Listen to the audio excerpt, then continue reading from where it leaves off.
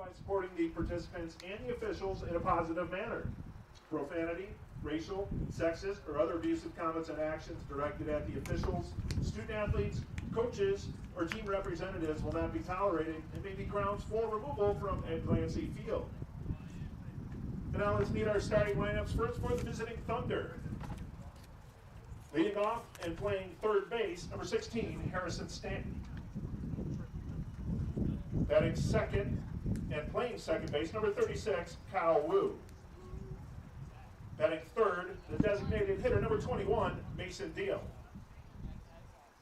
Batting fourth, the first baseman, number 42, Jacob Snyder. Batting fifth in right field, number 22, Joe Klein.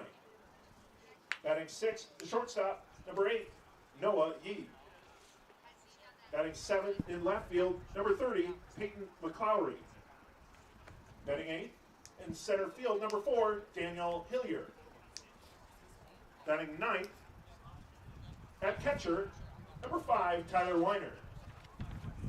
Pitching for the Thunder today will be number 26, Josh Ortiz. The Thunder are coached by head coach Matt Houston.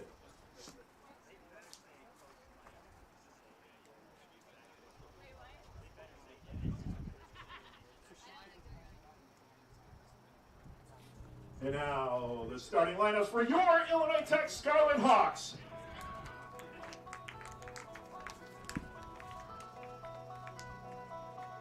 Leading off and playing center field, number 5, Tyler Gutschfeld. Batting second, the designated hitter, number 99, Michael Paxson. Batting third at first base, number 7, Connor Blake.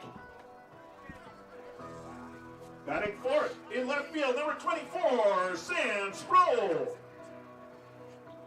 Batting fifth at third base, number 49, Michael Lindenmuth. Batting sixth at second, number 33, Matthew Bovee. Batting seventh at short, number 13, Jack Fryer. Batting eighth at catcher, number 32, Tom Kramer. Batting ninth in right field, number 3, Luke Yaknin. And on the mound for your Scarlet Hawks today, number 25, Nicholas Carrillo.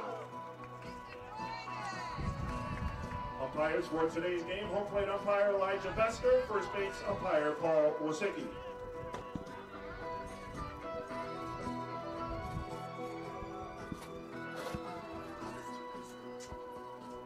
Now would everyone please rise and remove your hats as we honor America for the playing of our national anthem.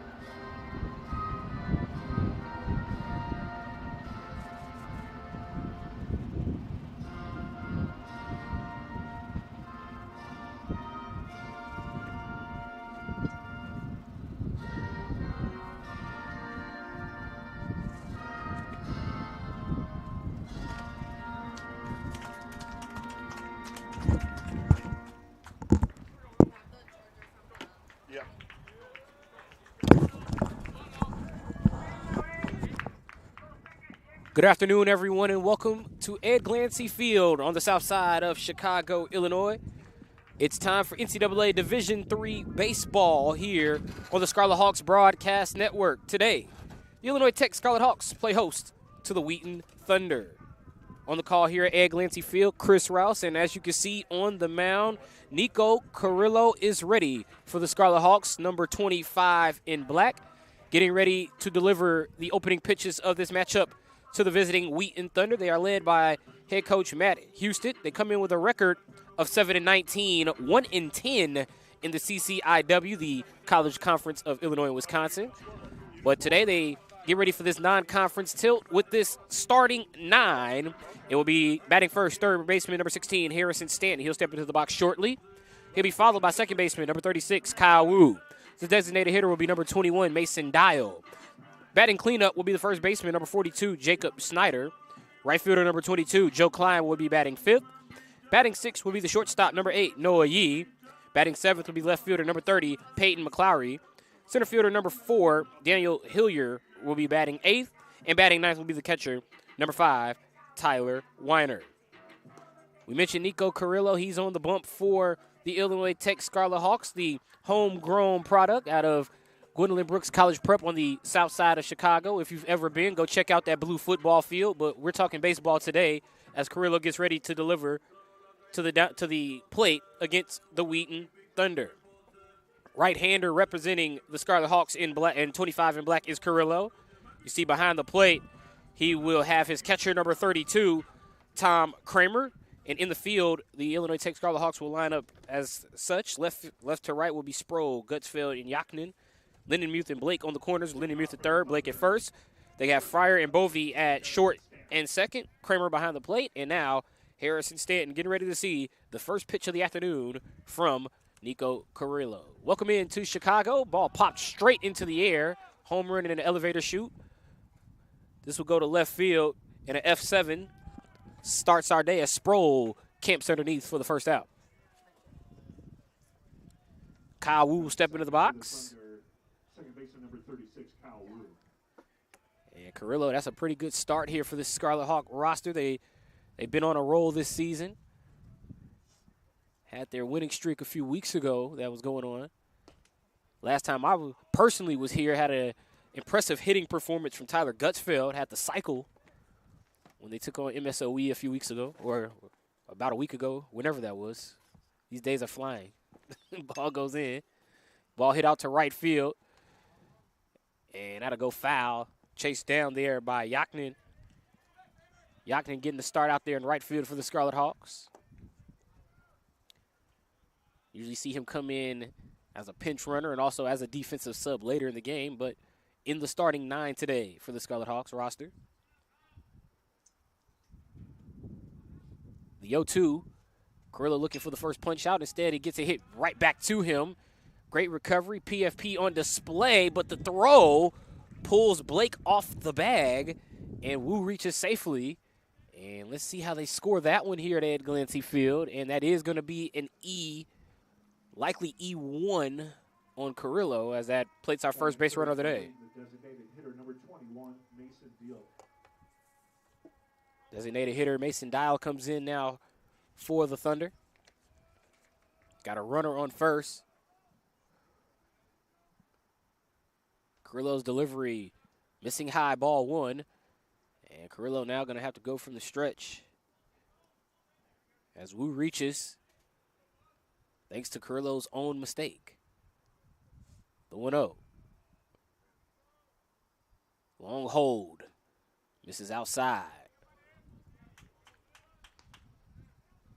56 degrees here on the near south side of Chicago. They have rain in the forecast. It already started drizzling actually in the pregame setup. That has since passed by. Luckily, we're able to get this one in here. The game originally scheduled for a 3 p.m. first pitch, pushed up to 2:15 to beat the weather, and then the rain said, all right, I guess I'll push it up as well, and it rained in the pregame. Scheduled to circle back around, hopefully after the conclusion of this one, as Carrillo finally gets one over the plate, avoiding the conclusion of this at bat. against Dial. 3-1, runner on first. Wu is the runner on first, the second baseman. Courtesy of the error. Runner goes. No throw. And Wu is safe thanks to the ball. Ball 4. First and second, one away, as now the cleanup hitter Jacob Snyder steps into the box. The first baseman, number 42, Jacob Snyder. Early trouble for the Scarlet Hawks as they now get to the meat of the Wheaton order. 4, 5, 6 will be Snyder, Klein, and Yee. First pitch to Snyder misses low and away for ball 1.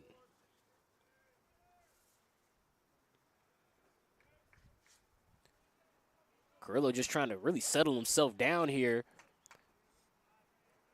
Gave up the first base runner via his own error. Gets a pitch over here for a strike. The E1 allowed Wu to get on, and then the 5-pitch walk put Dial on. Snyder looking to try to get the Thunder on the board. And the pitch. We get an appeal, and it's a ball, 2-1. Thought that was a strike anyway, personally, when it got to the zone. But I'm not the umpire, just stated my observations. 2-1. That would look closer than the last pitch, but 3-1. Snyder likely going to get a pitch he likes here, as this is going to be a give me over the plate situation for Carrillo.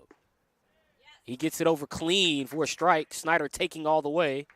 Full count. Early big game situation here for the Thunder. Or early opportunity, I should say, with Snyder at the plate. But could be the first highlight play of the game. Instead, ball 4 loads him up.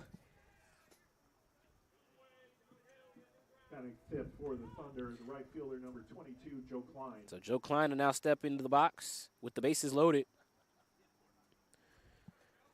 One away here for the Thunder.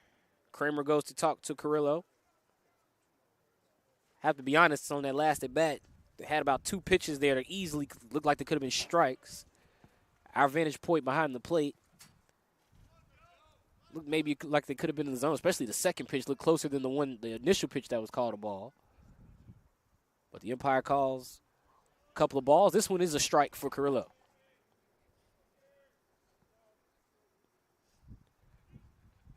First time he's been able to get ahead in the count since giving up that error, which allowed his first base runner of the day. Pitch in the dirt. Makes it 1-1.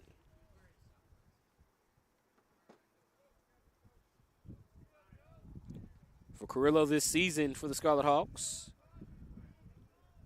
0-1 record, 6.75 ERA. This is only his second start in 5 appearances. Misses outside there for another ball. 2-1 count.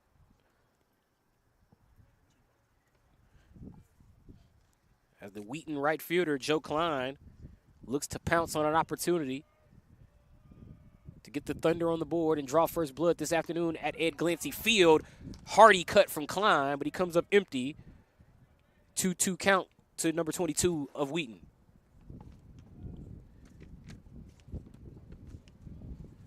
Bases loaded, 1 out. 2-2 count, Carrillo. Eyes the plate, misses high.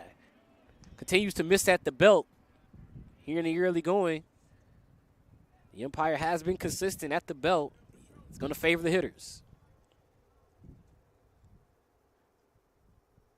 The payoff pitch to the plate. Hit to third, gets into left field for Klein. Wheaton to open up the scoring. That plate's 1. The throw comes back in quickly, and station to station here for the Thunder. They plate 1, but they keep the bases loaded for Noah Yee. Batting 6 for the Thunder, number 8, Noah Yee. So Yee, the shortstop, will come up in the same situation Klein just had, bases loaded, but 1 already in now as Wu came home on a hard hit ball out to down the third base line. Lenny Muth just unable to get there, and that plates the first run of the day for the Thunder. Also their first hit of the day. And he takes a ball. So Wu got on base via the error from Carrillo, and he comes around to score. Ball hit in the right field. That's going to get down. That'll play one easily for Wheaton. Yaknin's going to try to get it back in. That's going to play two. And the Thunder strike early here against the Scarlet Hawks. They've played at 3. And they're going to get to the 7-hitter as Noah Yee with a bit of a blooper in the right field. Has it now. Runners on the corners. 3-0 for Wheaton. Well, Klein hit a rocket to left. Yee gets under one, and it drops down the right field line. And now Peyton McClowry has runners on the corners and one away.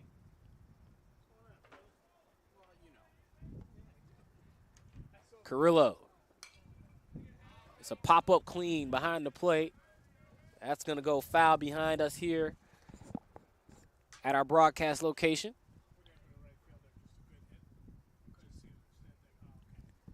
Wheaton leads it 3-0 here. Only one hit. Actually, 2 hits now. Klein have the first one, then Yee with the other.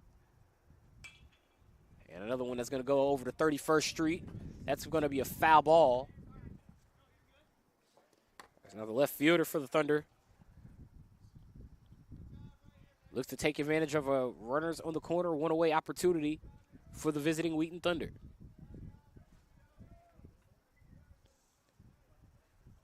Carrillo goes for the pickoff. He tried to get Yee, unsuccessful, as Yee gets back in.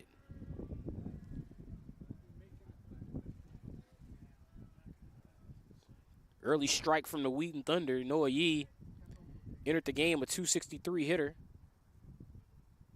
Only 3 batted in on the season, now 4 and 5.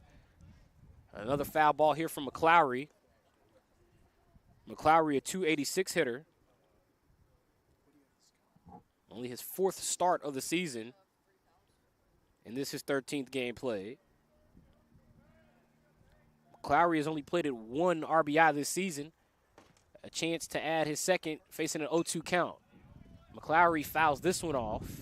That's going to head back to 31st Street. I know, I messed that up. Okay, all right, no worries. As long as you wrote it down.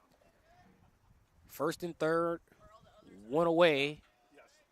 Here in the top of the first for the visiting Wheaton Thunder. They come in with a record of 7-19, 1-10 in the CCIW. McClowry hits one in the left field. That one going to go back. It is caught. Runner's going to tag up and try to plate, and he is going to score to make it 4-0 Wheaton as the Thunder do a great job of moving station to station, and then Klein comes in following Yee's hit in the right field, and now McClowry gets him home on the sacrifice fly. Center fielder, number 4, Daniel Hilliard. The 8th hitter, the center fielder, Daniel Hilliard, coming to the plate. 4-run lead as number 4 comes to the plate.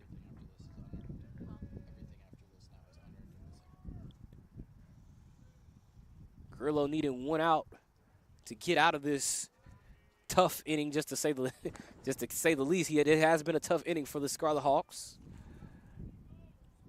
And it really all got started with the error from Carrillo, just a simple throw to first base to try to retire Wu. Scarlet Hawks were unsuccessful as the throw pulled Blake off the bag, and Wu later came around to score.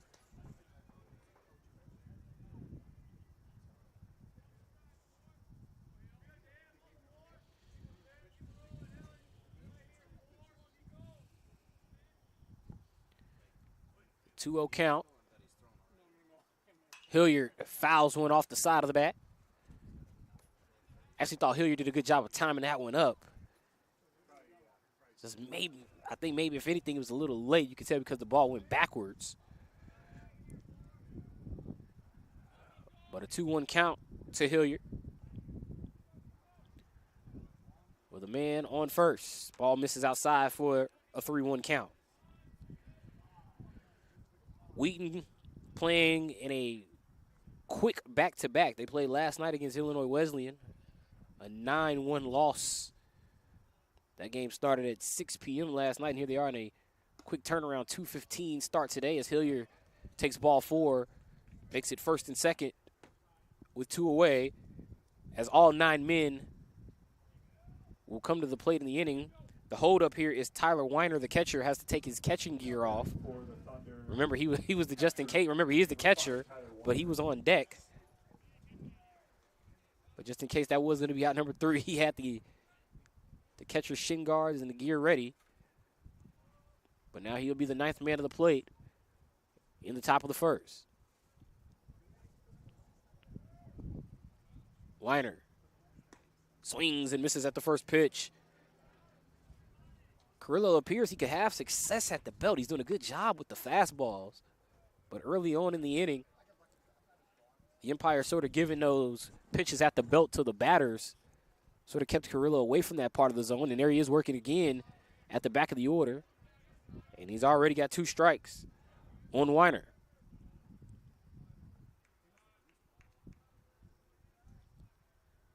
Scarlet Hawks would love to get to the plate here. They already trail 4-0 before they even put a bat in their hands. And Carrillo finally gets the punch out, and he gets out of the inning as he caught Weiner looking. But the Thunder strike for 4 runs in the inning, and the Scarlet Hawks trail 4-0 before they even come to the plate. Bottom of the first, when we return here on the Scarlet Hawks Broadcast Network.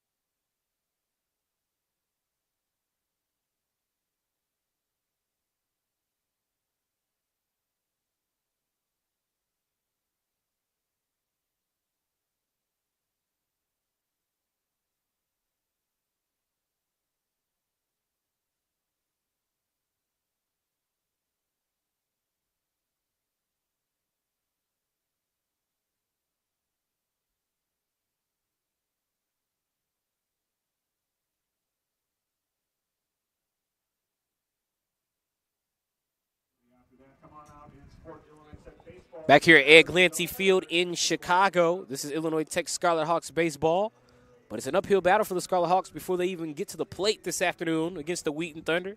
They trail 4-0 after Wheaton struck for 4 in the top of the first, sending 9 men to the plate. Josh Ortiz, a comfortable start, and he'll take the bump for the Thunder. Number 26, the right-hander, making his 4th start of the season in his 6th game played. 9 strikeouts, 13 walks on the season for Ortiz. And the starting 9 Ortiz will face for the Illinois Tech Scarlet Hawks lines up as such. Center fielder, number 5, Tyler Gutzfeld, leads us off. Designated hitter, number 99, Michael Paxson is second. First baseman, number 7, Connor Blake will hit third. Batting cleanup will be left fielder, number 24, Samuel Sproul. Batting fifth will be third baseman, number 49, Michael Lindenmuth. Batting sixth will be second baseman, number 33, Matthew Bovey. Shortstop, number 13, Jack Fryer will hit 7th. The catcher, number 32, Tom Kramer, bats 8th. And the 9-man will be the right fielder, number 3, Luke Yakinen. Tyler Gutzfeld to the plate for the first time. And I mentioned earlier last time I was here, this kid had a day. He hit for the cycle in Game 2, but he also hit a home run to start off the Scarlet Hawks in Game 1 in their doubleheader against MSOE. First pitch he sees today, in at the belt for a strike. Gutzfeld taking on Ortiz. Ortiz this season has allowed 5 hits, no home runs. Misses inside there to Gutzfeld. He's allowed 10 runs, all earned. The issue with Ortiz, 10 runs, only 5 hits. Got to stay away from the walks. 13 walks this season. Ball missing high for Ortiz.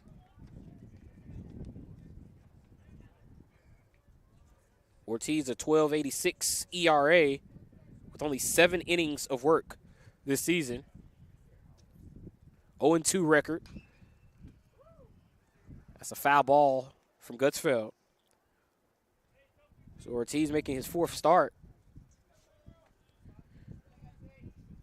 Sort of one of those young men that Wheaton is kind of working in and out of the pen. They started him out in the pen. Now they have him as a starter.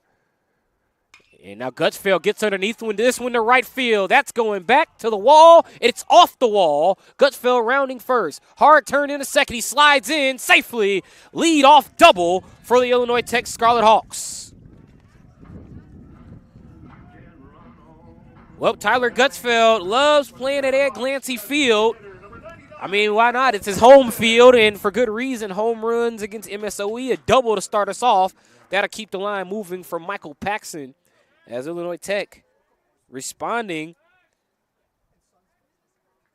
to the first inning that Wheaton put on the board. They put 4 on the board in that top of the first. And now Paxson, whoa, that's a looping curve. That one slipped away from Ortiz, well out of the hand.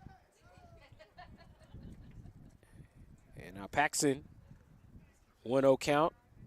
Man on second, Illinois Tech. Great response to the uphill battle that they sort of put themselves in that top of the first. Now Paxson awaits the long hold from Ortiz. Got him. HBP for Paxson. And just like that, Illinois Tech has runners on first and second. And Connor Blake coming to the plate. For the Scarlet Hawks, first baseman, number 7, Connor Blake. Connor Blake this season, a 408 hitter. The only player on the roster with a better average is Sam Sproul. Blake has played in all 28 games now. He started in all 28. And Blake takes a strike. Illinois Tech 14-13 entering this matchup, 10-4 in NAC conference play. Mentioned the winning streak they were on as of late. We're certainly hitting the ball well here at Ed Glancy Field throughout that winning streak. Mentioned the doubleheader sweep over MSOE.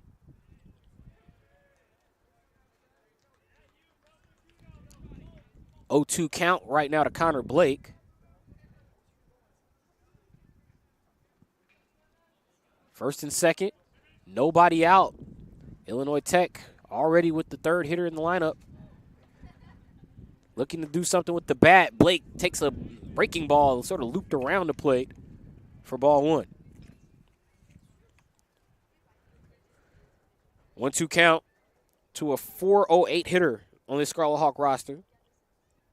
9 home runs, 37 batted in for Blake. Would love to get 38. That would be picking up Gutsfeld from second. Blake gets underneath this one to left field. That's going back to the track, to the wall. It is caught by the left fielder for an out. Great play by McClowry, as that's the first out of the inning. Now batting for the Scarlet Hawks, left fielder number 24, Sam Sproul. So the Wheaton left fielder shows off his range. Now the Scarlet Hawk left fielder will try to show off his bat as Sam Sproul comes to the box for the first time. We just mentioned only one player on the team has a better average than Connor Blake, who hits 408. And it's this guy right here, Sam Sproul, who hits 440. First pitch sees both runners go. Bad throw down to second, and a double steal allows Paxson and Gutsfeld to get to second and third respectfully. So Gutsfeld now standing safely 90 feet from home at third. Paxson at second. Sproul with as many runs batted in this season as his jersey number, 24. He has 10 doubles this season. A 540 slugger to go with a 440 average. But right now, Sproul takes a strike 2-1 from Ortiz.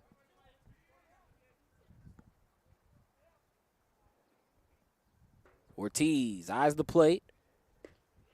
Bit of a breaking ball in there. You can see that one is sort of dropping the entire way, but it lands right at the thighs, maybe at the knee as well. In for a strike. Definitely at the bottom of the zone. Ortiz able to work back even at 2-2. Ball bounces away, and it hits Sproul. And that'll allow Sproul to take first and loads the bases for Michael Lindenmuth. Now batting for the Scarlet Hawks, third baseman number 49, Michael Lindenmuth. Lindenmuth, a .313 hitter this season, has plated 13 runs, 13 RBI. And with the bases loaded, a huge opportunity for the Scarlet Hawks, who allowed 4 runs to be scored on them in the top half of the same inning. Already at the 5-hitter in the Scarlet Hawks order, Wheaton sent 9 men to the plate. As that one gets away from the plate, here comes Gutsfeld. He's going to score in front of Ortiz, and Illinois Tech on the board with their leadoff man who got the double coming around to score. Makes it 4-1 Wheaton.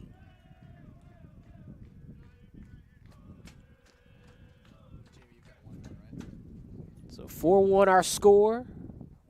1-1 count to Lindenmuth. That looping breaking ball from Ortiz, that one misses outside for a 2-1. And now Lindenmuth, with the runners moved up, has an opportunity to knock at least Paxson in if he can get one through that infield instead of 3-1 count on the ball.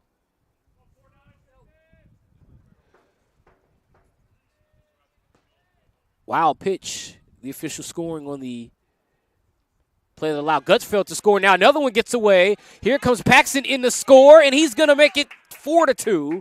And just like that, Illinois Tech has cut the lead in half for Wheaton. And that'll allow Matthew Bovey to come to the plate.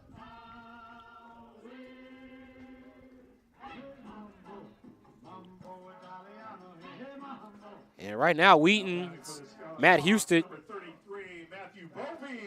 as Matthew Bovey awaits the next pitch from Ortiz. Matt Houston, the coach of Wheaton, going to go have a word with his starting pitcher, Josh Ortiz. There is action in the Wheaton bullpen, but it doesn't really appear to be proper warming up. It appears more like a stretch and toss section out there. Can't quite see the number. I thought that was a 7, which would be Joshua Liu for Wheaton.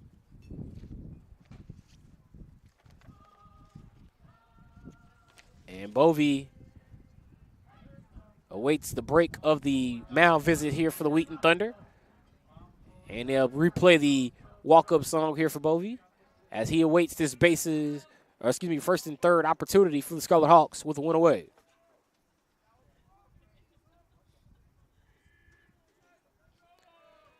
Lindenmuth reaching on ball 4. First pitch to Bovey misses outside. You can see Ortiz starting to lick his fingers, trying to get his grip back. It's only a 57-degree day here in Chicago. 7-mile-per-hour winds. So we've had worse weather, but we've also had better. Bovey chops one to third. Runner scores. They throw to first, and the fielder's choice from Stanton gets the second out for Wheaton here in the bottom of the first. But the line continues to move for Jack Fryer as the run also comes in to score.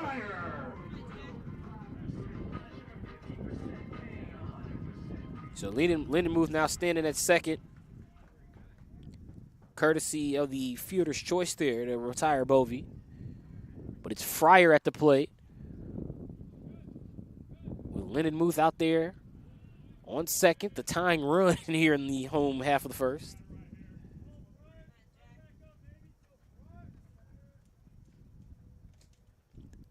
Fryer awaiting Ortiz. You hear the Scarlet Hawks dugout cheering Fryer on. He watches the looping breaking ball come in. Bit of a curveball there for a strike 2. I'm hesitant to call that pitch a curveball because, like I said, I'm sitting right behind home plate. A few times it's looked like a regular curveball, but there have been other times it looked more like a slurve or a slider. But here is the 0-2 from Ortiz. That's just a hard fastball that misses low, makes it 1-2.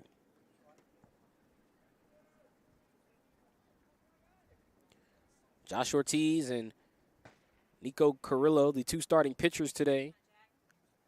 I'm sure they've had better first innings. Carrillo giving up 4 in the top. Ortiz giving up 3. Ball hit by Fryer out to right field will get Ortiz out of the bottom of the first. With the lead still intact, at least, for the Thunder. Wheaton leads it 4-3 after 1.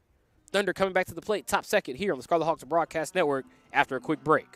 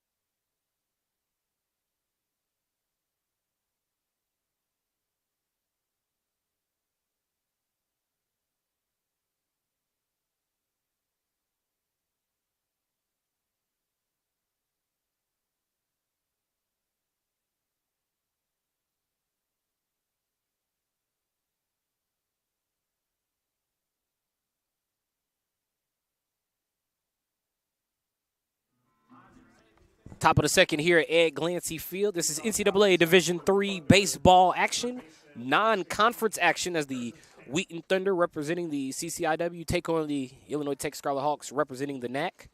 Harrison Stanton back in the box here for the Wheaton Thunder. 0 for 1 already is the Wheaton leadoff hitter. Wheaton plated 4 runs in the first as 9 men came to the plate. So Stanton, the leadoff hitter, gets his second at bat of the game here at the top of the second.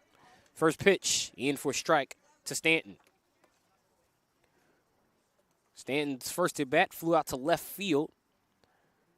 Going up against Carrillo here. Took strike 1, now he takes ball 1. Low and in at the ankles.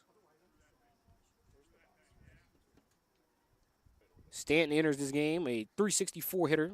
Has played 19, or now 20 of the 27 games for Wheaton. He hits a grounder right back to first where Connor Blake makes the short-handed play. A fielder's choice for the Scarlet Hawks for the first out of the second.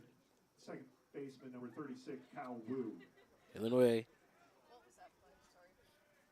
A nice ground out to first base there on the 3-1 ground out from Stanton. Shows Illinois Tech has shaken off the issue that they had in the first. Remember, it was in the first inning, it was Kyle Wu who hit the grounder right back to Carrillo.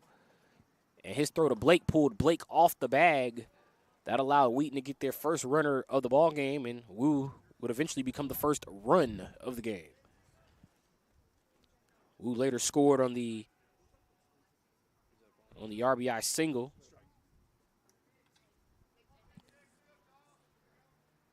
That RBI single came from Noah Yee.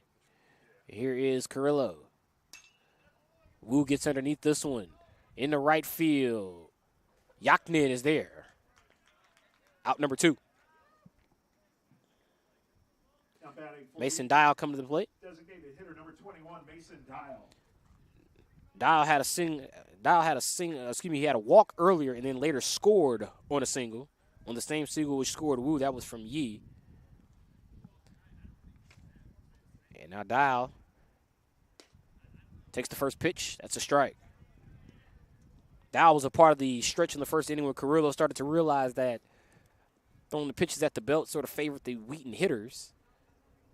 Much different approach here in the second inning. You see him working low at the legs and then working away to these Wheaton hitters.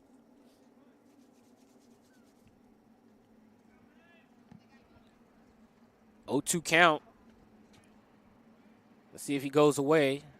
Actually, wouldn't be surprised if he works inside on Dial, try to tie him up. He does just that, as that one comes right back to us at the net.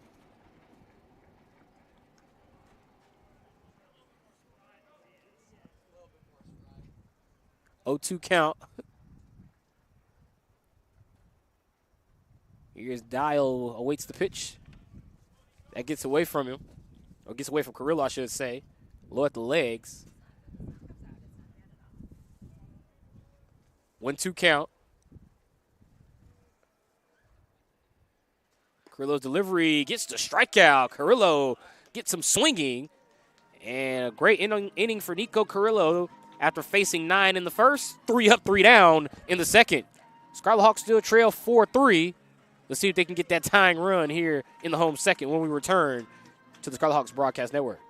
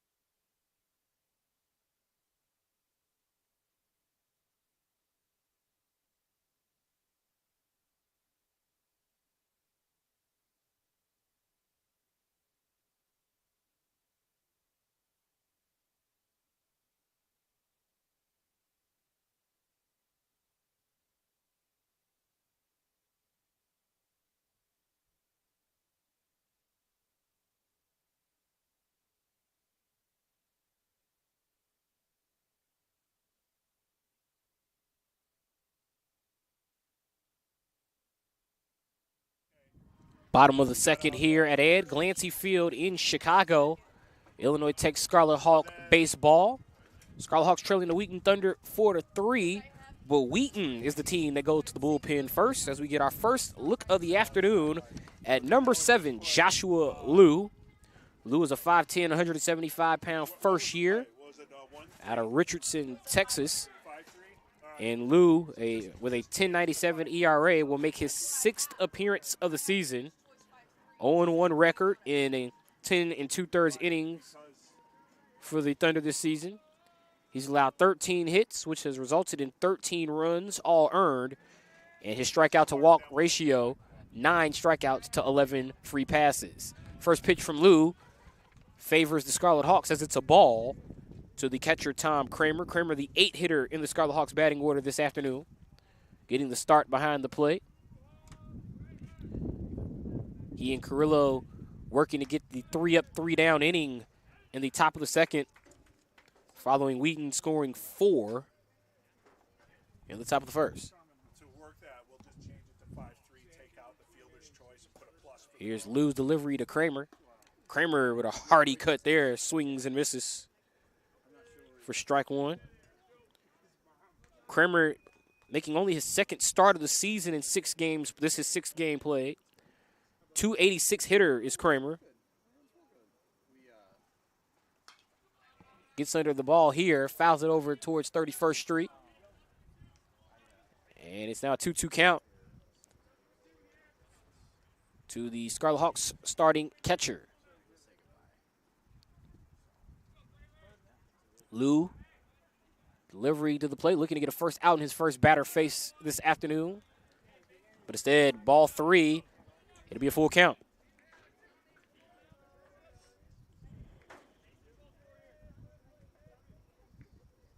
Remember, Joshua Liu coming in to replace Josh Ortiz. And Liu, on his first batter face of the day, will get an out. And, we got a collision here as Kramer was running down the line, and he and Snyder run into one another. And now Snyder took a tough spiel as he and Kramer were both running to the same spot on the baseline. Kramer just trying to stay in line to get to the bag. Snyder just trying to camp under the ball to make the out. He and Kramer end up clipping each other. And now Kramer is actually going to go back to the plate here. It's going to be a foul ball because obviously the play was not made, but you can really make the case it's not made due to the contact here. And we have a conference not only between the 2 umpires but also the head coaches. The umpire's having a long word with the representative of the Scarlet Hawks dugout. Meanwhile, Snyder, after a meeting with his head coach, Coach Matt Husted, and the trainer, he took a bit of a jog, this Snyder, and then he finally stood back at first, and now the out is officially credited as batter interference. So Kramer is out, and now that'll bring Luke Yaknin into the play. Scarlet Hawks, right fielder number 3, Luke Yaknin. So Yaknin, the right fielder for the Scarlet Hawks, steps into the box. Following just an awkward play there, two guys running in the same spot, and then we had a collision, which results in the batter interference call, and Yaknin takes ball 1. Yaknin, the first-year player for the Scarlet Hawks team, seen a lot of action this season in terms of his ability in the field and then also his ability on the base paths for the Scarlet Hawks. It's the 20th appearance of the season for Yaknin, and this is actually his 21st at bat. Yaknin has 1 RBI this season, but that batting average sitting right at 50. That was his only hit, was the RBI that he has this year. And now Yaknin works a walk. So Luke Yaknin, for the first time this season, he works a walk. And that'll flip the lineup over for Tyler Gutsfeld, the hard hitter on this Scarlet Hawk roster. A .375 average entering the game. But that average has since gone up because he got a double his first time around, and he was responsible for the first run scored for the Scarlet Hawks. Instead, here he's out, and the throw to second to get Yaknin hits Yaknin in the back. So it's actually called a foul ball. So instead of a potential double play there, Gutsfeld will go back to the box. And that does the Scarlet Hawks a favor. That would have simply been out number 2 on Gutsfeld, but the throw hit Yaknin right in the back.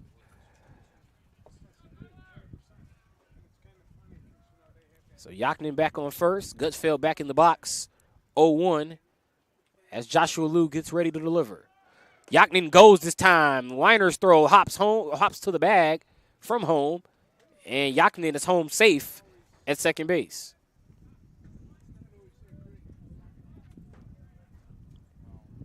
So Illinois Tech with the aggressive base running gets Yaknin in a scoring position with Gutsfeld, one of their more reliable bats, at the plate. 1-1. Lou takes a long look at Yaknin. Yaknin now going to go for third. Weiner's not even going to throw this time as Yaknin takes another bag. We mentioned he's hitting sub 100. He had entering this game. He has a average of 50. He's played in 20 games, but this is what he provides: speed on the base paths, his ability in the field. 2-1. Ball high to Gutsfeld. 1 away here in the bottom of the second. And Gutsfeld is the leadoff hitter in the Scarlet Hawk order. But he's also, I would consider, the meat of the order for this Illinois Tech team. One of the players I would consider, and for this reason here, ball hit deep to right. That is foul for Tyler Gutsfeld. A long strike here at Ed Glancy Field.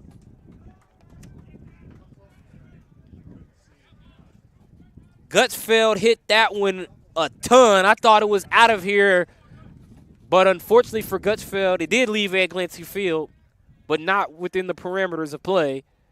And now 3-2. Gutsfeld keeps this one down, and he plates Yaknin with a single, and Illinois Tech has tied the game. Tyler Gutsfeld, 2 for 2 already. RBI single for 5 in black as Yaknin comes home. Designated hitter number 99, Michael Paxson. Tyler Gutsfeld has had an amazing season for the Illinois Tech Scarlet Hawks, and he really loves playing here at Ed Glancy Field. Remember, we had the cycle against MSOE, and now a double and a single already here this afternoon against Wheaton. Paxson swinging from his heart there. Swing comes up empty for strike one.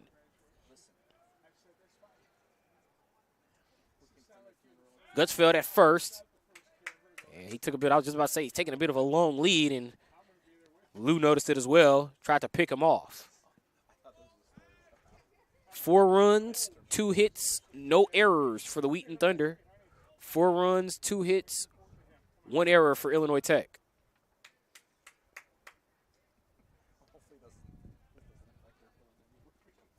A ball and a strike to Michael Paxson.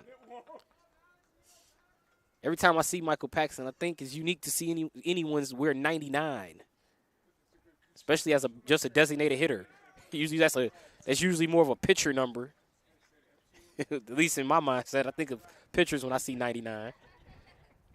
Not really a number you'll see a guy who hits in the 400s wearing his jersey. But Michael Paxson, we mentioned how he's part of that, what I would consider the meat of this Illinois Tech order. He's a 393 hitter as Paxson. 9 home runs, 29 runs batted in. Tied for second on the team in home runs behind the man on first in Gutsfeld. He's tied with Blake. The pickoff to first. Oh, Gutsfeld just getting back in. That one was close. Looked as if Gutsfeld got tagged on the hip. But he was able to get back in briefly. And now the 1-2. The delivery to Paxson. Swing and a miss. Strike 3. What a delivery by Joshua Liu. Joshua Liu just reared back through the hard fastball. He threw it so hard, his hat fell off when he planted his foot. But it paid off because he was able to strike out Paxson. And now Connor Blake comes to the plate. Blake flew out to left his first time up. And he swings and misses for a strike. Remember, 4 runs, 2 hits, no errors for Wheaton. 4 runs, 2 hits, 1 error for Illinois Tech. The 1 was on the pitcher for Illinois Tech, Carrillo. That was on the second batter of the game. And that batter, Kyle Wu, ended up being the first run of the game for Wheaton.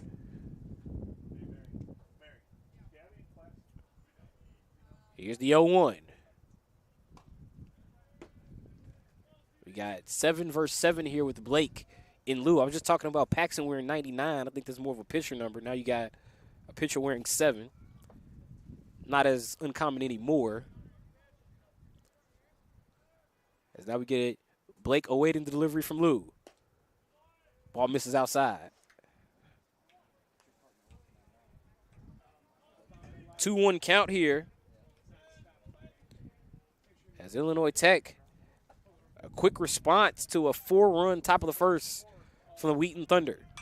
Connor Blake fouls that one off to the right side. 2-2 count, 2 away.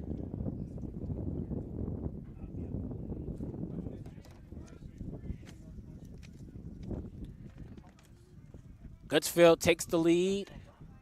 Pretty lengthy lead over there at first from Liu. Liu picks back over to Snyder. Nice left-hand pick by Snyder to try to tag Gutsfeld. But Tyler back in safely.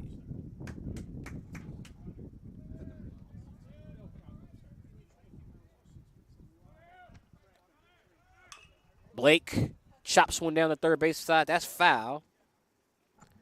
And a 2-2 again.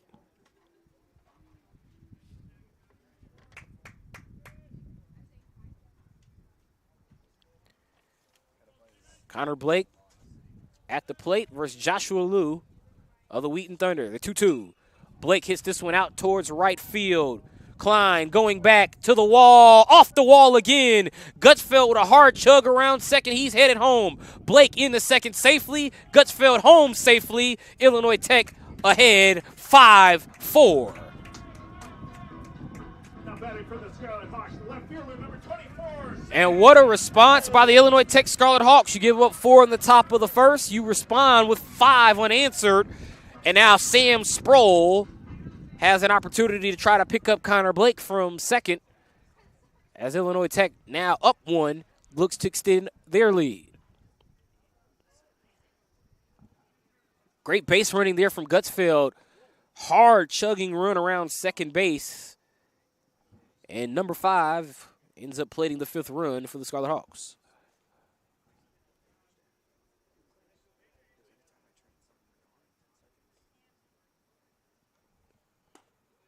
Lou's pitch. 2-0, he misses. No activity in the Wheaton bullpen. We had plenty of activity with Ortiz starting in the first, and then Lou was working early. I mentioned earlier, it looked like he had a stretch and toss session, as we've come to find out. He was the pitcher selected to come replace Ortiz for Wheaton today. But now Lou finds himself in a tough situation with a man on second in the lead since gone. And he wanted to pick off for Connor Blake, but no one covering the bag. And now it's a 3-0 count to Sam Sproul. Lou with another look at Blake. Sproul takes the get me over pitch for strike 1. 3-1 count to Sam Sproul. Well-respected member of this Scarlet Hawks roster. Been a contributor all years on campus. Leadoff hitter, now the cleanup hitter. And he works a walk to Sam Sproul. A couple of years ago, Sproul was the most consistent leadoff hitter for Illinois Tech. And what I mean by most consistent, I mean he led off more than anyone that season. Sproul, as you can see, just working his way down the lineup, now hitting 4th. But now it's all about the number 5 man, like Michael Lindenmuth, the 3rd baseman.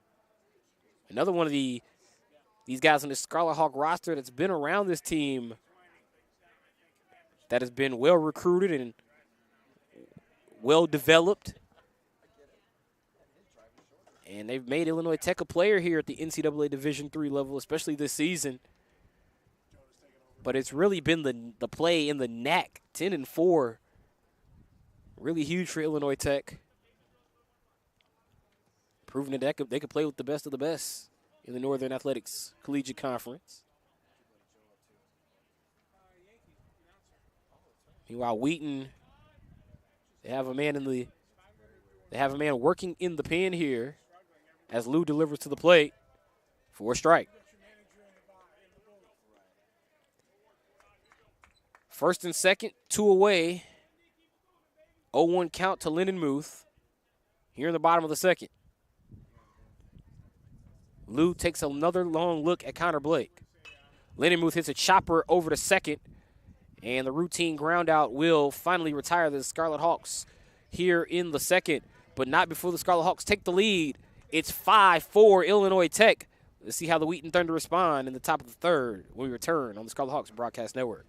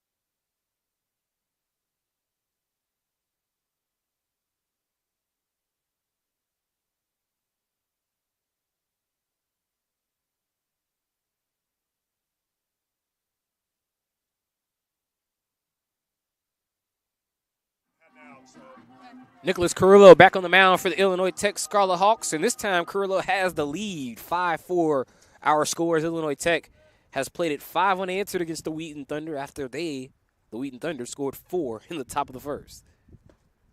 Jacob Snyder at the plate for the second time today. Snyder drew a walk back in the first, and he later scored. Snyder fouls this one off. But anyway, Snyder had a walk, also later scored on the 2-run single from Noah Yee. Snyder here chops one foul down the right field line. Remember, it was the E1, which allowed Wu to get on in the first. He later scored on a single after Dial was walked, and Snyder also himself was walked. Number of walks in that inning. And Joe Klein, he reached with a single. Oh, what a snag by Blake. Flashing the leather. Connor Blake retiring his opposite first baseman Snyder with a 3-run assistant. What a pick over there by Blake. And now here comes Joe Klein.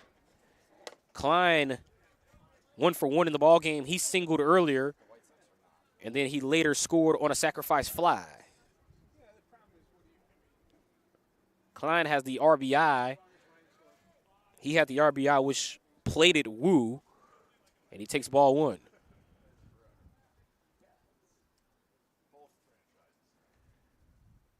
Nice play over there by Blake. As that Illinois Tech defense, I don't know, maybe remember this game was originally scheduled to start at 3 p.m. locally, which means it would have just started about 5 minutes ago. It's 3:10 locally here. But maybe Illinois Tech's defense slow to wake up for this game because of the game being pushed up an hour. But that was a nice play there by Blake. And also Carrillo did a really good job of commanding the strike zone and pitching to Wheaton in the top of the second. Misses outside, does Carrillo, to Joe Klein.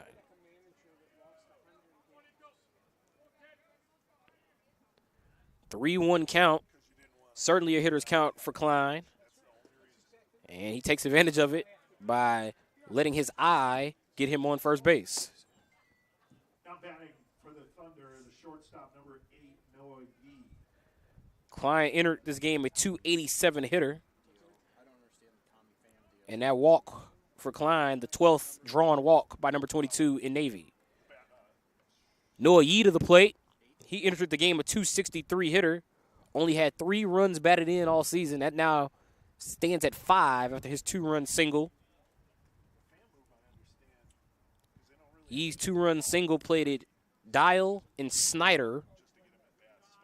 And then Joe Klein later scored on the following at bat as Peyton McLowry hit the sacrifice fly to left. Meanwhile, Carrillo misses here.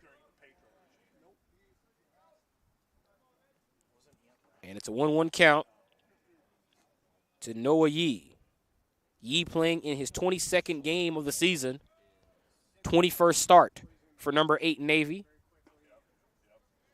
And he takes a strike, does Yee. 1-2. Yee this season, you look at his numbers, he doesn't have many runs batted in. No home runs. Now at only 5 runs batted in. But he's scored 14 times, 14 runs. Yee has come across the plate. He hits a grounder to third. Lindenmuth makes the play, 5-4, but they don't get the 3 on the back end, so it'd be a 5-4 force over at second. But Yee reaches safely. So Yee reaches on the fielder's choice, but Klein is retired on the 5-4 force over there at second. Peyton McLowry back in the box here for the Thunder. McLowry playing in his 13th game this season, 4th start.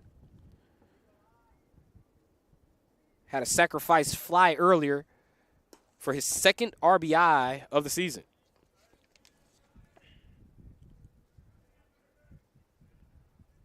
McLowry, the junior out of Neenah, Wisconsin. Awaiting the pitch here from Carrillo from Chicago, Illinois, on the south side of Chicago, that is. Further south than where we are right now. Carrillo picks over.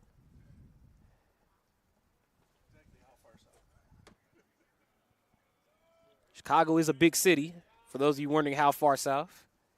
Let's just put it this way. We're on 31st. Brooks is on 111th. The 0-1, that's Carrillo. Throws a pitch, nice pitch there on the outside to McClowry. That was a nice pitch on the outside corner.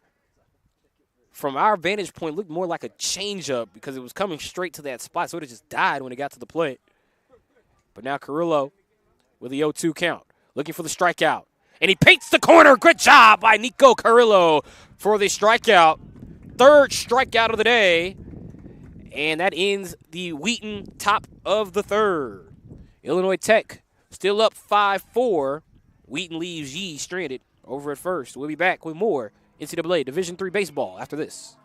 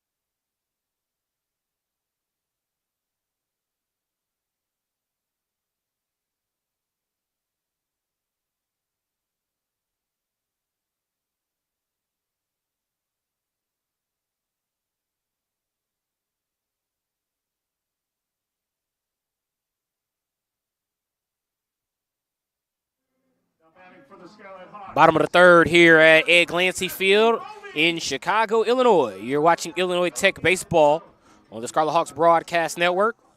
Chris Rouse here on the call. Scarlet Hawks lead it 5-4 as the 6, 7, 8 hitters come to the plate with Matthew Bovey leading off against Joshua Liu, the relief pitcher for the Wheaton Thunder. Remember, Liu came in relief after one inning from the starter, Josh Ortiz.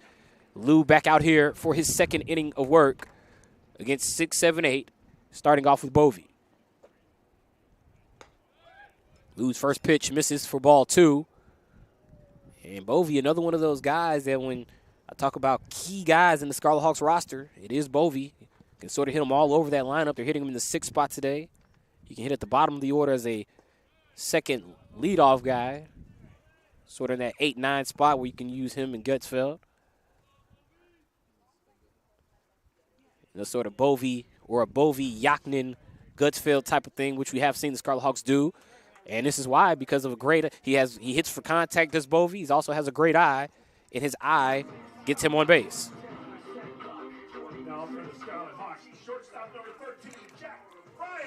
Jack Fryer is one of those players that when I look at the Illinois Tech roster, first-year player, certainly a reason to get excited if you're a Scarlet Hawk fan, but if you've seen this young man, he's already a first-year player starting at shortstop.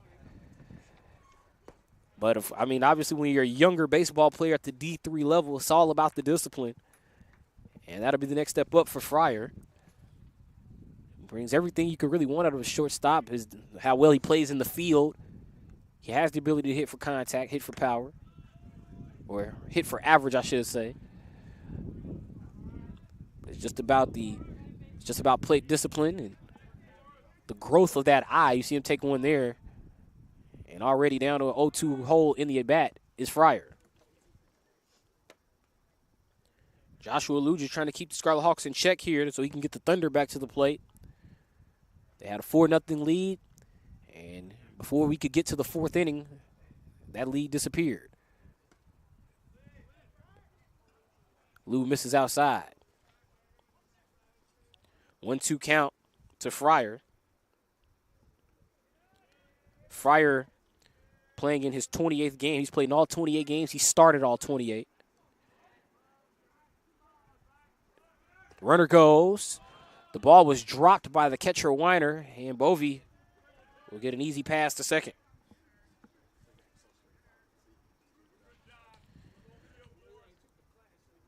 Fryer entered the game hitting .221. He flew out to right to end the Illinois Tech bottom of the first, his first time up. But now with Bovey being able to take second, he's got a runner in the scoring position with 2-2, but Fryer swings and misses. What a pitch by Lou right at the belt. And that goes back to what I was saying with Fryer, that plate discipline, that eye, the growth of that eye, still a work in progress, but he's got to do a better job of recognizing those pitches at the belt. As Lou just blew that one past him, Fryer couldn't catch up. And now Kramer steps to the box for the Scarlet Hawks. Kramer takes a first pitch strike. Kramer was the first batter in the Illinois Tech bottom of the second. And he popped up to first, which should have been a routine pop out to Snyder, the first baseman of Wheaton. Instead, there was a collision, which resulted in batter interference being the official scoring on Kramer. The throw to second, safe as they try to pick off Bovey. Bovey back in underneath the tag. 0-1 count to the Illinois Tech catcher. Bovey taking a long lead over there. Lou had eyes on him the entire way. And even with eyes on Bovey, still managed to fire a strike at Kramer.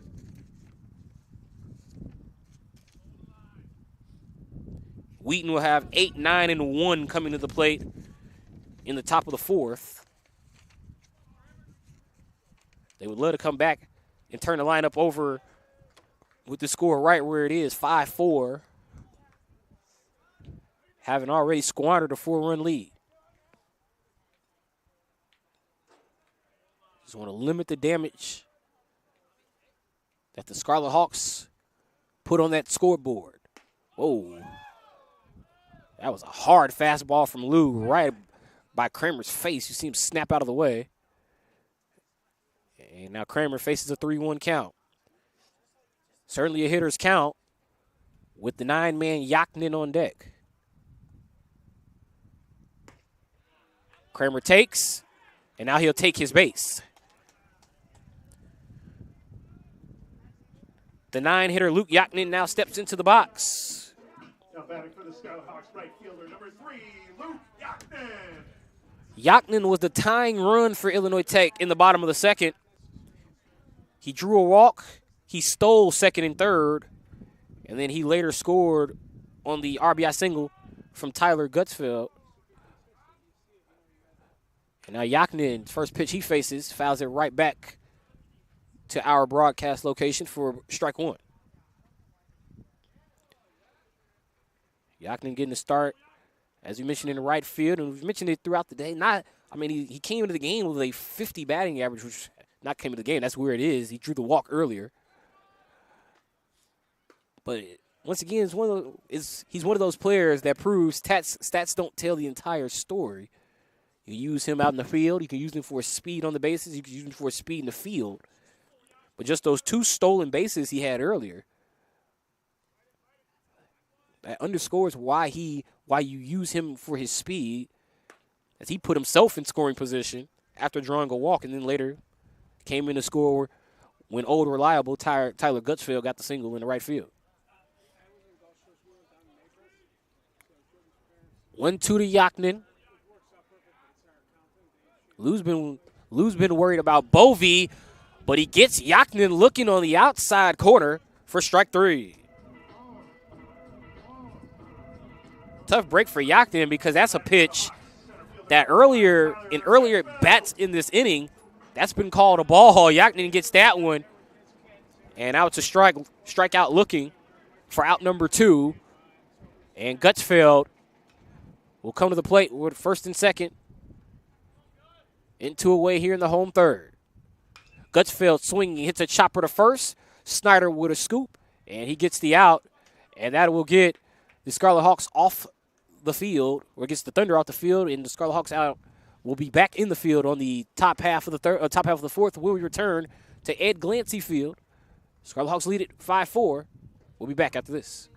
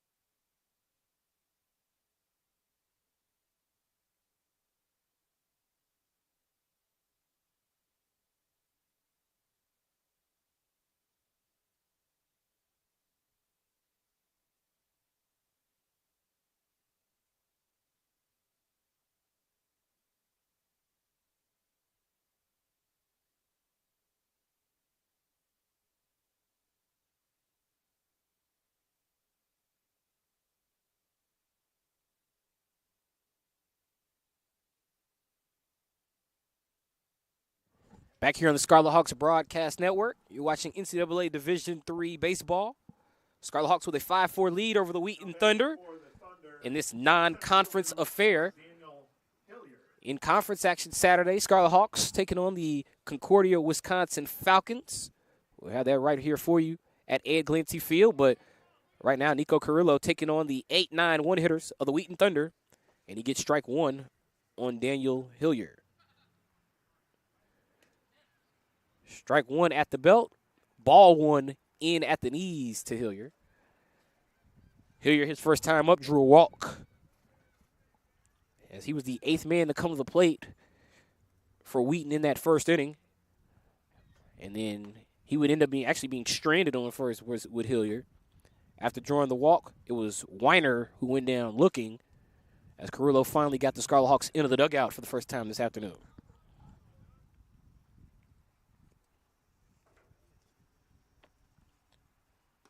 Carrillo misses outside, 3-1.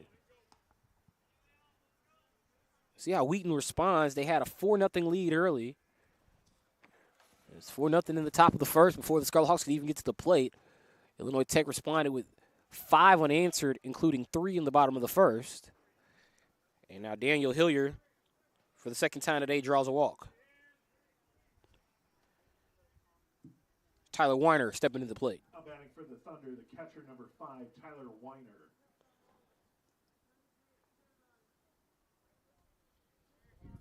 So Tyler Weiner, the catcher, went down looking earlier to end Wheaton's top of the first. And now he steps back into the plate here in the fourth, and piece of contact goes foul into that Wheaton bullpen. Illinois Tech going to have a meeting of the minds out on the hill, as the representatives from the Illinois Tech dugout going to go have a word with Nico Carrillo. Tyler Weiner, the catcher for Wheaton, a 125 hitter this season, and this is his 10th game play, 9th start in 10 games. 5 batted in this season by Weiner to go 3 hits, 4-5 batted in. And on the year, he has struck out 8 times. He's drawn a couple of walks as Weiner. Getting the start behind the plate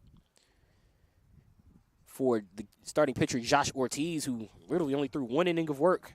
Gave the 3 runs up in the first inning to the Scarlet Hawks, and that was it for Ortiz. And then Wheaton decided to get the ball to another Josh, and Joshua Liu. A bunt attempt here, and it's going to be a strike. There was contact made with Weiner, as that hit him right in the shoulder. Weiner tried to lay it down, and that ball took a hard hop off his shoulder. Weiner in there smiling. That was quite, but he's also holding and rubbing that shoulder. That ball took quite the hop from the box to our broadcast location, which is basically the backstop.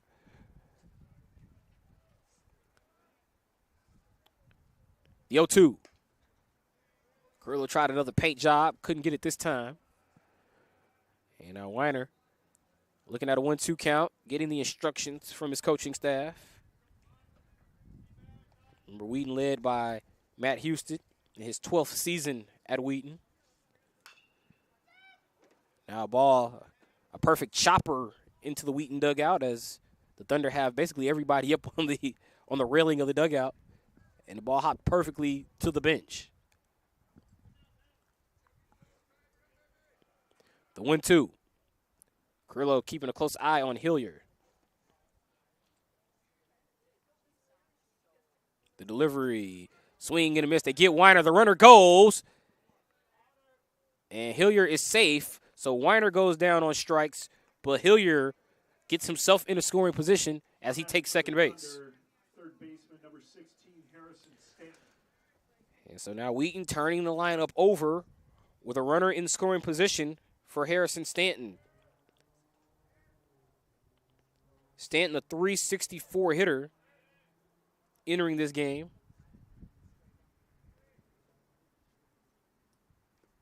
That .364 he had entering the game was good for the team average lead. But Stanton so far today 0 for 2 with a fly out to left and a ground out to first.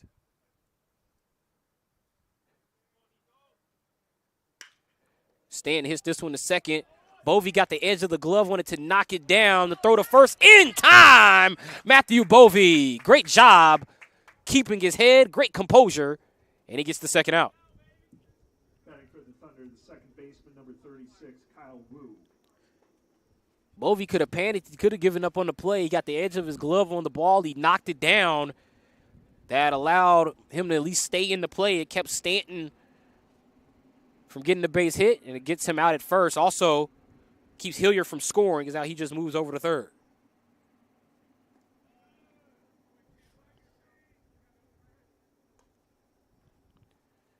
The 1-0. Now here's Kyle Wu.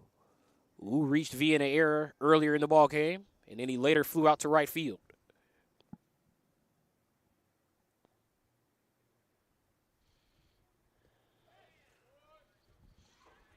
And that one hits Wu, and he'll take his base. Mason Dial will come to the box.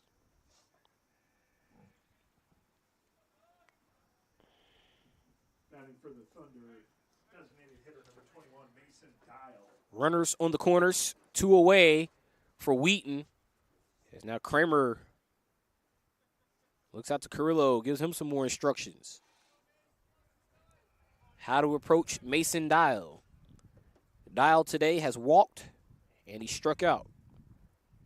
However, when Dial walked earlier, he later came around to be the second run of the day for the Thunder. Ball in the dirt, makes it 1-0. Dial this season, a .340 hitter for the Wheaton Thunder. The only man with a better average than him is Harrison Stanton, who we talked about earlier, hitting .364. Dial with 19 runs batted in. 2 home runs, but now a 2-0 advantage in this count against Carrillo. Dallas struck out 20 times at the plate this season, but he's been hit by pitches 10 times and walked 9.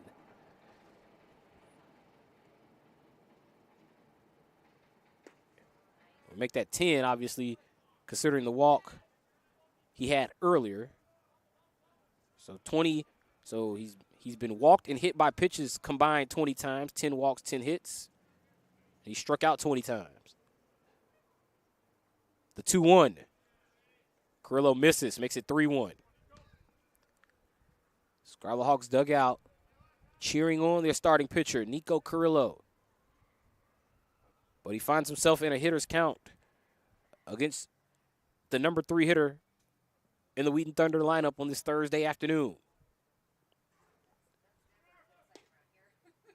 A 3-2, and it is a strike, and that's a tough break for Kramer. You can see him look back at the umpire. I think he thought that was a ball 4, and as a result, Wu was able to take second. 3-2 count. A big payoff here between Carrillo and Dial. The delivery misses in the dirt.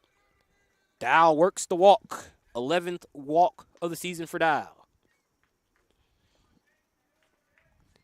So the bases remain, or the bases are now loaded for Wheaton as Snyder comes to the plate. Jacob Snyder today, 0 for 1. He walked his first time up and later became run number 3 for Wheaton. And then he grounded out to his fellow first baseman. Snyder hits this one to right field. Yachten to the wall. Yachten camps underneath for out number 3 as the Thunder leave him loaded here in the 4th. Illinois Tech still leads it 5-4 here at Ed Glancy Field, bottom of the 4th, when we return to the Scarlet Hawks Broadcast Network after this.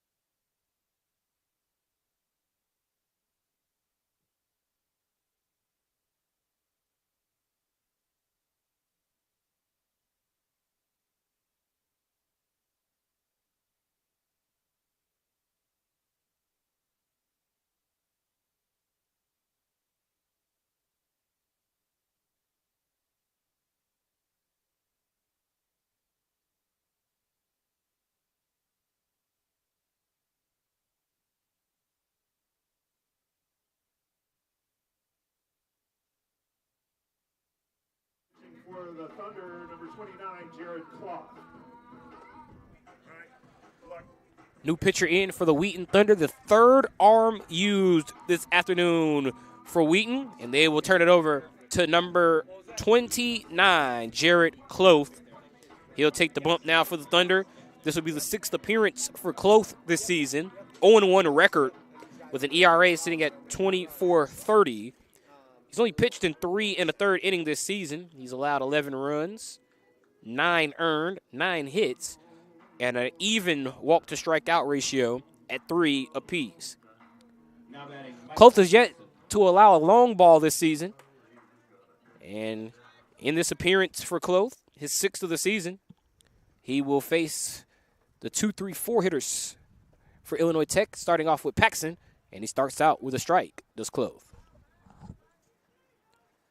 5-4 Illinois Tech Scarlet Hawks with the advantage over the Wheaton Thunder. Here in the bottom of the 4th, Wheaton had a 4-run top of the 1st. Illinois Tech responded with 5 unanswered runs, including 3 in the bottom of the 1st, 2 in the 2nd. And now they have the 5-4 advantage as Jared Clough not wasting any time. Quick delivery since he's entered the ballgame.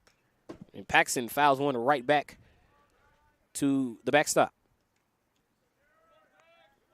4 runs, 2 hits, no errors for Wheaton. 5 runs, 3 hits, 1 error for the Scarlet Hawks. Paxson gets underneath one and fouls it away. Chris Rouse on the call here at Ed Glancy Field in Chicago. Hope you're enjoying your Thursday afternoon. Thank you for joining us on this Thursday afternoon. 57-degree day here in Chicago, overcast.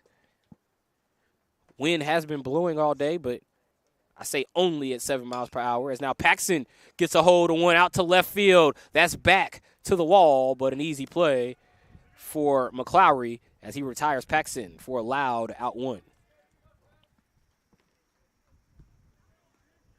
After the F7, first baseman number 7, Connor Blake, will step into the box for the Scarlet Hawks. Blake today 1 for 2. Blake himself was a victim of the F7, flying out to left his first time up in the first inning. And then he later doubled in the second.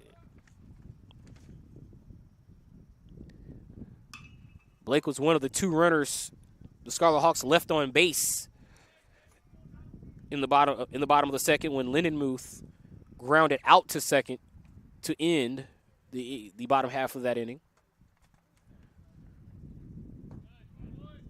Meanwhile, Jared Clough, quick delivery, and already finds himself down 2-1 against Blake. Another quick pitch here. Watching Clough pitch, it kind of reminds me of, the pitch clock, how you got the pitch clock at the major league level. Certainly a generation of athletes where I think that will be a dividing line. Guys who still think, all right, I have to pitch with the pitch clock, and guys, it just comes natural. Just let's get that quick release.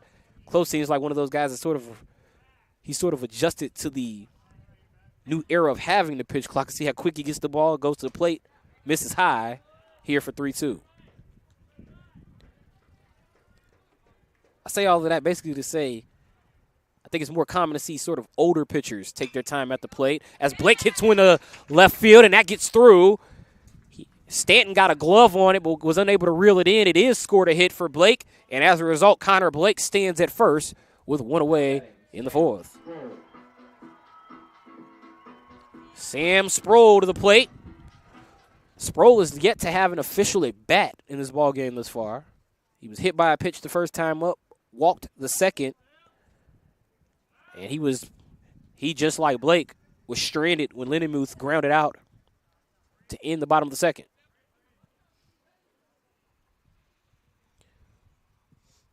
Sproul awaiting the first pitch from Clough. The ball bounces in the dirt. Blake will take second easily. Clough a bit of a slow delivery from the stretch, and Blake jumped all over it and advanced over to second.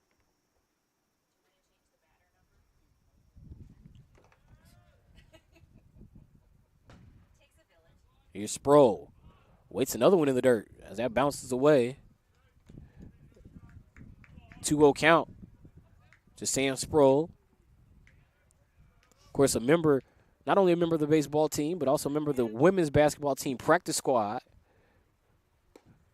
Women's basketball coach Carissa Sane actually over in the dugout here today for the Illinois Tech Scarlet Hawks.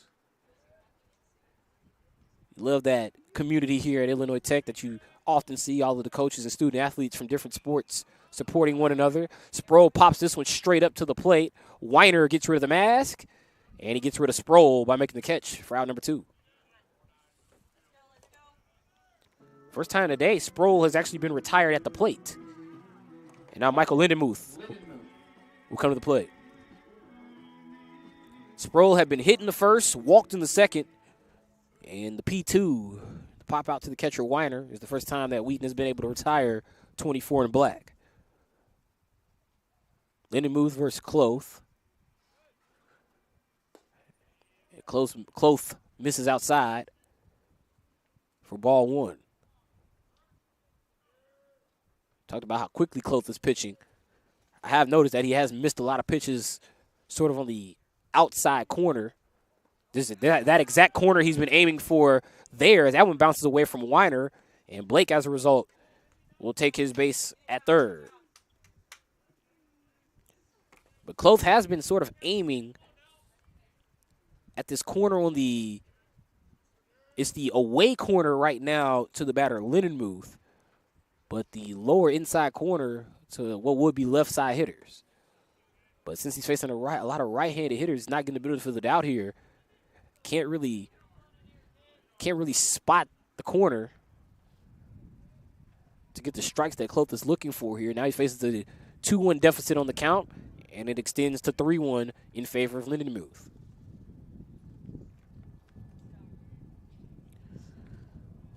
Blake at third, 2 away. Scarlet Hawks by 1. Lindenmuth works a walk. And now Matthew Bovey will come up with runners on the corners. And 2 away here for the Scarlet Hawks. Matthew Bovey. Bovey today is 0 for 1. He walked last time up in the third, but he grounded into a 5-3 fielder's choice. That was back in the first.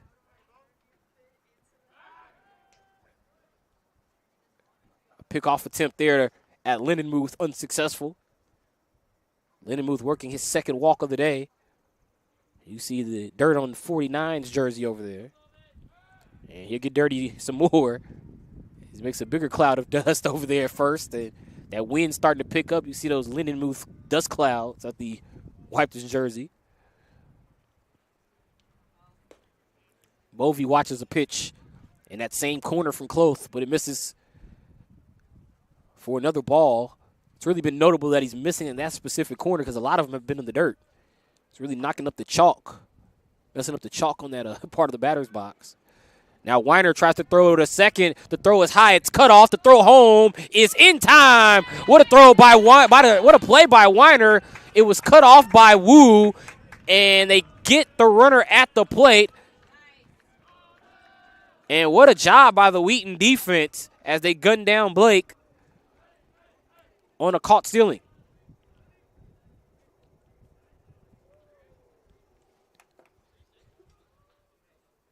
So that throw there should be the end of the inning here. They gave and say he was safe, so it is going to be 6-4 Illinois Tech. So they actually do score the runner safe, so Weiner got the tag out. That was a close play. I thought Weiner got him. It didn't appear from our angle that maybe Blake got in safely. And at first it appeared that the umpire was saying, yep, tag down, but he says no, runner safe. And Illinois Tech extends it to 6-4.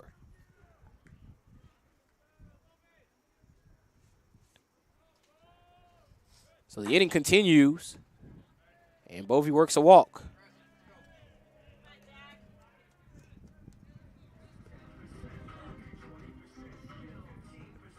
Here's Jack Fryer.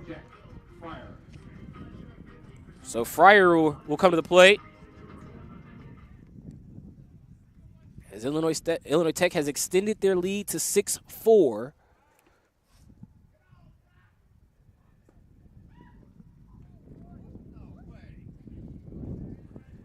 And a strike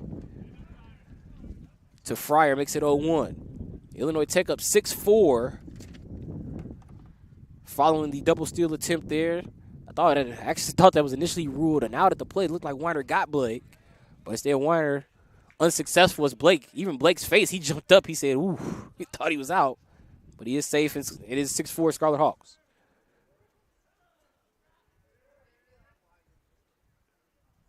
Fryer hits it right back to the mound, and what a glove by Cloth. Finally gets the third out for Wheaton for real this time, as that ends the home half of the fourth. But Illinois Tech extends their lead to 6-4. Wheaton coming back to the plate in the top of the fifth when we return.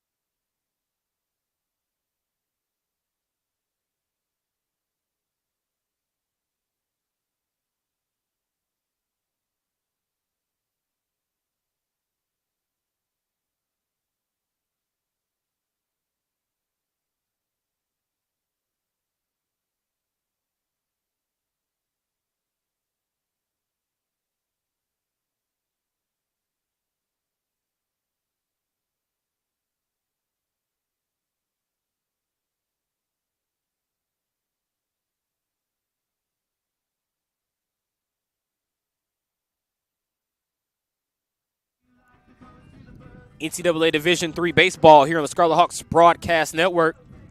Chris Rouse on the call here at Ed Glancy Field, where the Illinois Tech Scarlet Hawks lead the Wheaton Thunder 6-4 in the top of the fifth. Joseph Bellflower, the new pitcher for the Illinois Tech Scarlet Hawks, 51 in black. The 6 foot, 175-pound sophomore out of Orlando, Florida, gets the ball and he takes the bump. And he will face the 5, 6, 7 hitters of the Wheaton order: Joe Klein, Noah Yee, and Peyton McClary leading off for the Wheaton Thunder. Bellflower versus Klein. First pitch is a strike for Bellflower. Joe Klein today with a single, and he also walked his second time up. Klein later came around to score after the single in the first, as he scored. He was the runner who scored on Peyton McClary's sacrifice fly to left field. McClary is actually due up as the 7 hitter in the Wheaton lineup. It'll be, remember, this is the 5, 6, 7 part of the order with Klein, Yee, McClary. 2-1 count from Bellflower as he looks to provide relief for Carrillo. And he gets a strike, does Bellflower.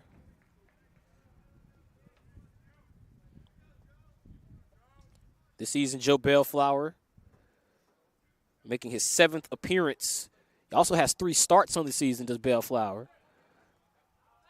Gets one hit over to the right side as Blake tried to chase it down, but that one's going to go foul over the fences here. But Joe Bellflower, this is his 7th appearance, 1-2 record, 16.71 ERA. He does have a save. 14 innings pitched. He struck out 5. He's walked 11. 24 hits allowed for Bellflower. Only 1 home run given up. But 27 runs, with 26 of which have been earned. Bellflower here gets a foul back from Klein. And a 3-2 count.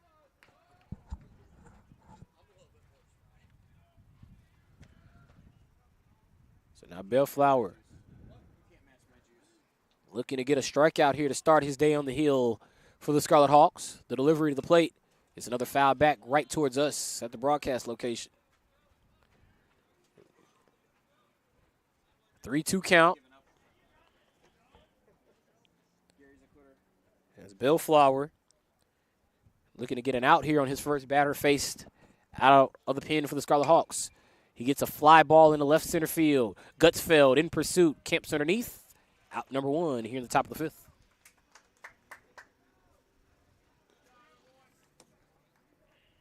Now batting number 8, Noah Yee. Nico Carrillo's day came to a close after 83 pitches in 4 innings. Carrillo allowed 2 hits, 4 runs. 3 of the 4 were earned. 6 walks, 4 strikeouts, and 22 batters faced. A lot of the damage done against Carrillo done in that first inning. 4 runs, 3 earned. He actually is the reason that the 1 run wasn't earned, as it was an E1.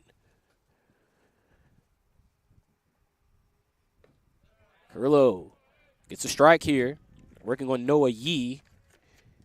Yee took advantage more than anyone for Wheaton of the error in that inning from Carrillo, as he was able to get a 2-run single in that first inning for the Thunder. Remember, Wheaton brought 9 men to the plate in the first inning. But after a 4-run first, top of the first, it was 5 unanswered for Illinois Tech. And then at the end of the second, it was 5-4 Scarlet Hawks. And then on a close play at the plate, at the bottom of the fourth, Connor Blake extended the Scarlet Hawks lead to 6-4. Bellflower missing here to Yee. And it's now 3-2 count. Noah Yee today, 1 for 2. 2-run single earlier, and then he later hit into a fielder's choice. It's a chopper foul. The fielder's choice, Yee hit into, was actually, could have been a 5-4-3 double play, but Yee was able to leg it out, as Illinois Tech was able to cut Klein down at second, but unable to get the back end of the double play. Yee fouls one off towards 31st Street, and we'll do the 3-2 payoff again between Bellflower and Yee. Noah Yee having some words with the umpire. I think he's trying to figure out where the strike zone might be here so he can properly approach this with his eye. Yee able to fist one off to Bovee at second. Yee busting down the line, but he's unable to beat the throw. And Bovee with a great job fielding a funny hopper off of a bit of a fister there from Yee. And he gets the out for the second out of the inning. Now batting number 30, Peyton McClowie. So McClowie comes to the plate. McClowie with a sacrifice fly earlier in the game for an RBI. He played at Joe Klein with that sacrifice fly for run number 4. And then McClowie struck out looking to end the Wheaton top of the third. And already down 2 strikes in this at-bat is McClowie.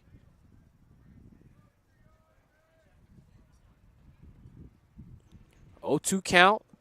Bellflower looking to provide relief, adequately provide relief for the Scarlet Hawks in this fifth. The hat came off as he had the hard delivery. But unfortunately for Bellflower, was not good enough for strike 3 on the pitch. Bellflower will do it again here. The 1-2. Got him with the swing and a miss. Joe Bellflower sits Wheaton down in order. 3 up, 3 down. Illinois Tech still up 2. Bottom of the fifth. We will return to Ed Glancy Field. After this, you're watching NCAA Division III baseball on the Scarlet Hawks Broadcast Network.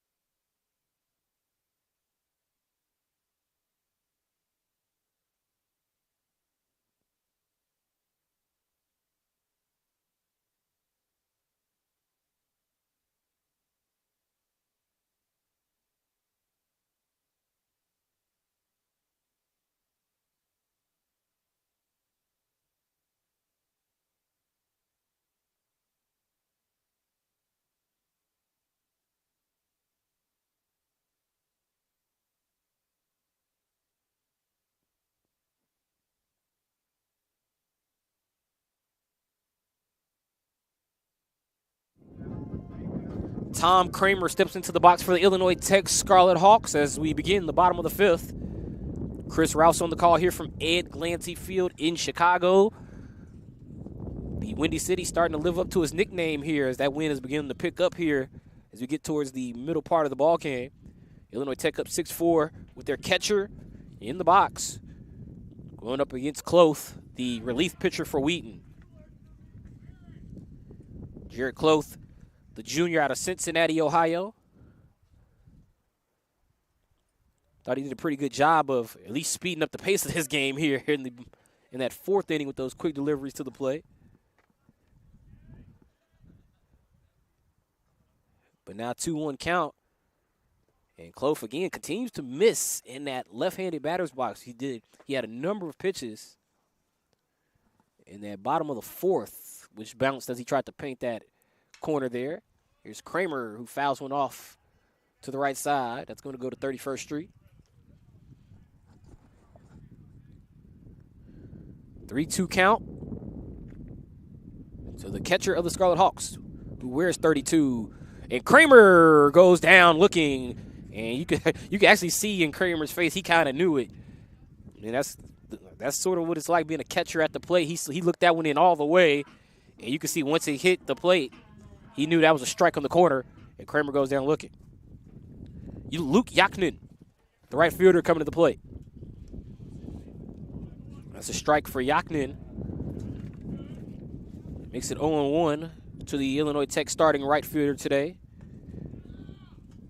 And already down 0-2 is Yaknin. Yaknin worked a walk earlier. He struck out looking his last time he was at the plate. And Close, not trying to waste any time, trying to get Yaknin again on strikes. Instead, ball fouled away.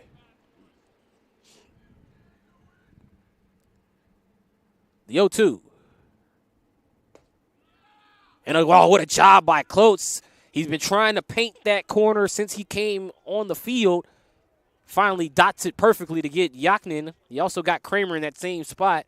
2 strikeouts for Close here in the Illinois Tech fifth. And now Tyler Gutsfeld will come to the plate. Gutsfeld, the NAC Player of the Week.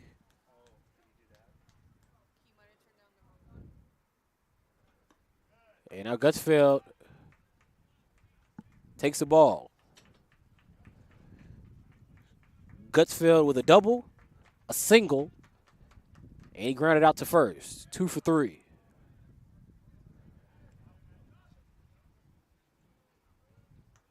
Gutsfeld also, as I just mentioned, the NAC Player of the Week.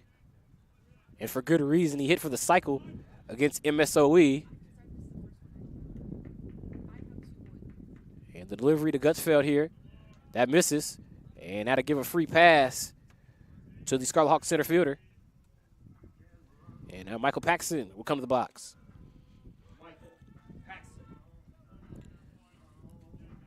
Paxson today 0 for 2. He struck out in the second. He flew out to left in the fourth. And his first time at the plate, he was hit by the pitch. So officially not an at bat, as now Gutsfeld gets back in safely. Wheaton's been trying to keep Gutsfeld close to that first base bag every time he's been on. He's been on twice, 3 times now today. The throw this time, a nice backhand pick from Snyder, just a second late. You do not want to give Tyler Gutsfeld free passes, and this is why every time because when he gets on, you're going to have to keep him on. And Cloth trying to just keep him close to the bag. You saw him took maybe one step because Gutsfeld's going to go. Weiner's throw to second, not in time. Gutsfeld didn't even have to slide as he takes second this time. So Gutsfeld moves from first to second easily, and he puts himself in scoring position with 2 away for Paxson.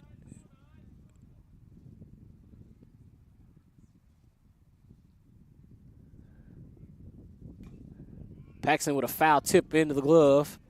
That's a strike 1 of the at-bat.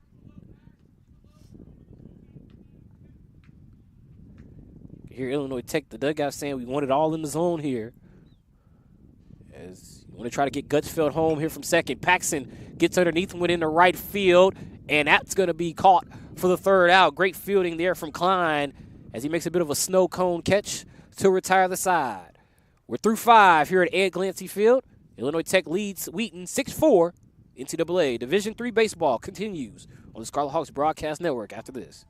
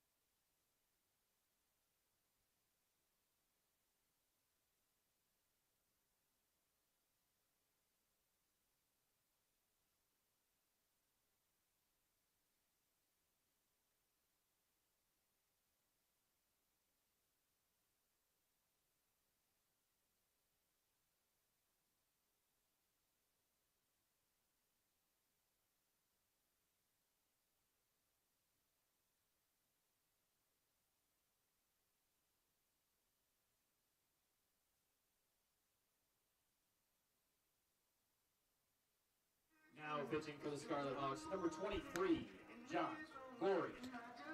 New pitcher for the Scarlet Hawks as we go to the top of the 6th.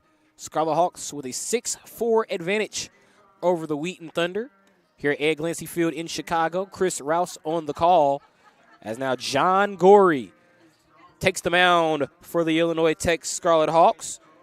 Great relief inning from Joe Bellflower. As now Gorey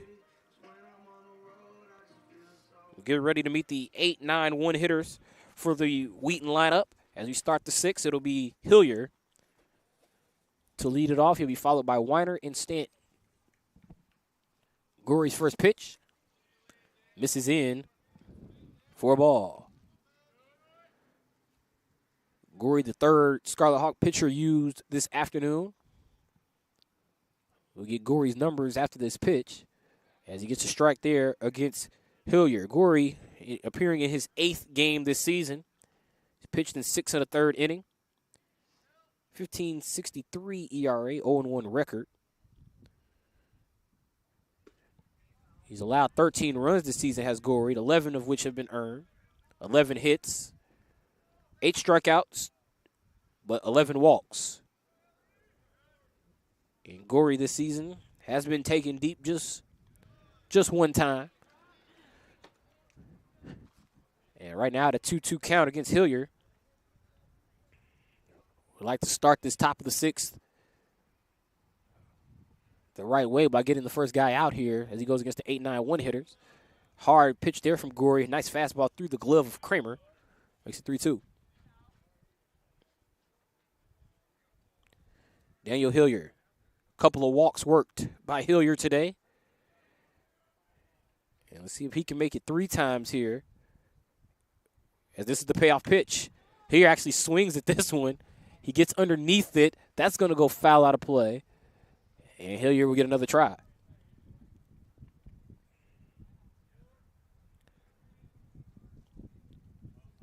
So 3-2 count again. We'll try again. Well, Illinois Tech will try again with Gorey going against Hillier. And we'll do it all again to see if we can finally get a result to this matchup. 3-2. Misses in the dirt. And for the 3rd time today, Daniel Hillier has drawn a walk.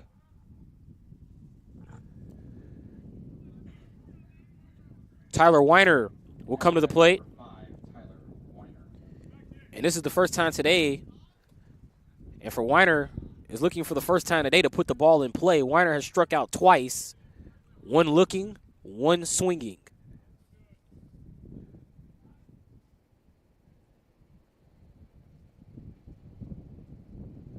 Weiner entered this game a 125 hitter for Wheaton.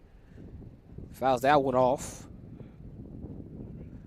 2 strikeouts today for Weiner, with strikeouts 9 and 10. Meanwhile, for Hilliard, who's drawn 3 walks, those were 10, 11, and 12.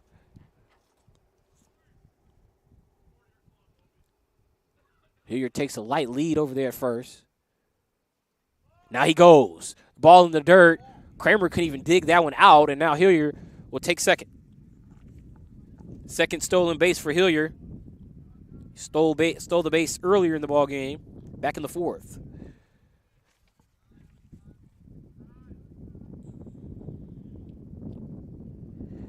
Hilliard this season on stolen base opportunities, including the 2 today, 2 for 3. Weiner now lays down a bunt. This one goes right back to Gorey. Easy 1-3 toss. Maybe not so easy, as Blake has to go airborne to reel the ball in, but he blocks the bag to get the out.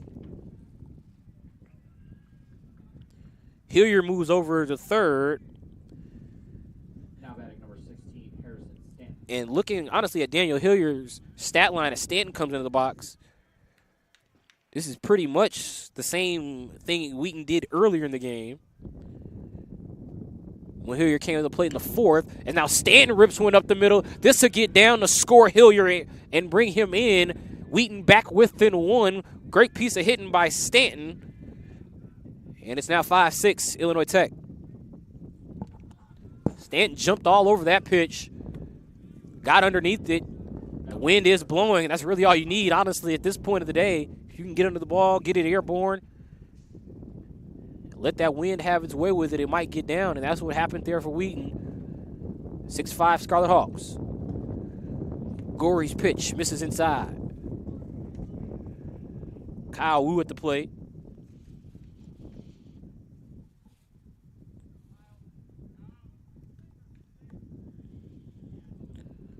Gorey with a long look in to Kramer, and he gets the strike. Kyle Wu today has reached via an error. He's flown out to right, and he's been hit by a pitch. Statistically, 0 for 2. And now Gorey misses outside. 2-1 is the count. Illinois Tech with a 6-5 lead. You see 11 runs between the 2 teams on the board, but not a lot of hits. Only 7 hits between the 2 teams. 5 runs, 3 hits, no errors for Wheaton. 6 runs, 4 hits, 1 error for Illinois Tech.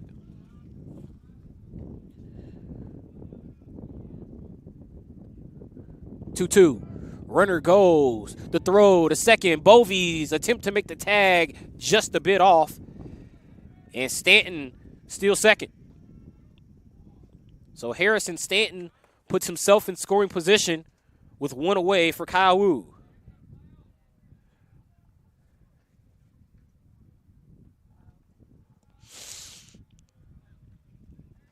Kyle Wu this season with 15 runs batted in. An opportunity to get 16. Instead, he hits a chopper up the middle. Charging play from Fryer to throw across the infield. Good for the second out. Runner goes to third, but Illinois Tech puts themselves within 1 out of getting out of the inning. Now batting number 21, Mason Dial. So Mason Dial will come to the plate. And what a play there by Fryer. We talked about earlier how he can be key to this team with the things he can do in the field. He shows it off there. As Illinois Tech gets the fielder's choice. And now Mason Dial with an 0-1 count takes a strike. Now he takes the ball.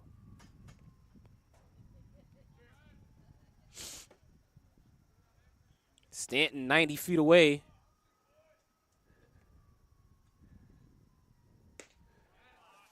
Stanton 90 feet away from tying this ball game. But now Gorey 1 strike away from getting the Scarlet Hawks out of this top of the 6th. The 1-2. Fouled straight back.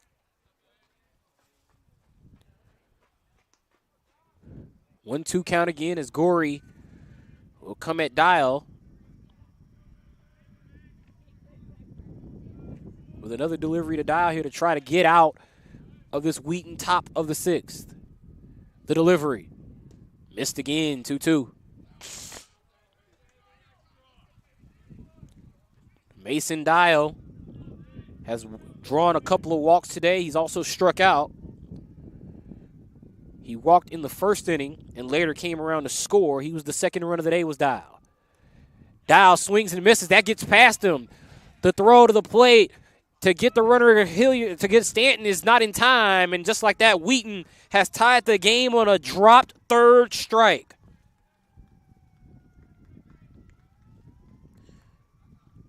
Illinois Tech got the strikeout there on Dial. But unfortunately for the Scarlet Hawks, the ball got away from Kramer. Stanton came in to score. And not only do they lose the out with Dial, they lose the lead as the runner comes in Stanton.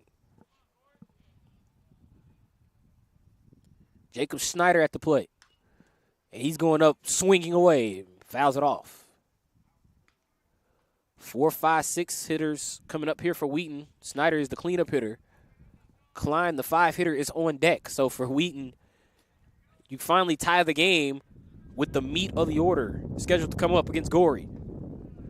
A rattled John Gorey, who I have to admit, after I saw that play at the plate where he tried to get the tag on Stanton, he looked at his dugout with great disapproval and disappointment, as if to say he was disappointed in himself that he even allowed to get in that situation. Snyder fouls it off. Makes it, it's still an 0-2 count. But the game is tied here at 6. Wheaton scored 4 in the top of the first. Illinois Tech had rattled off 6 straight. And then here we go to the top of the 6th. Wheaton gets 2 of their own to tie the game. But Gorey responds with a strikeout of Snyder, but not before the Wheaton Thunder tie the game. We are headed to the bottom of the 6th, tied at 6. Scarlet Hawks coming back. We return to Ed Glancy Field after this.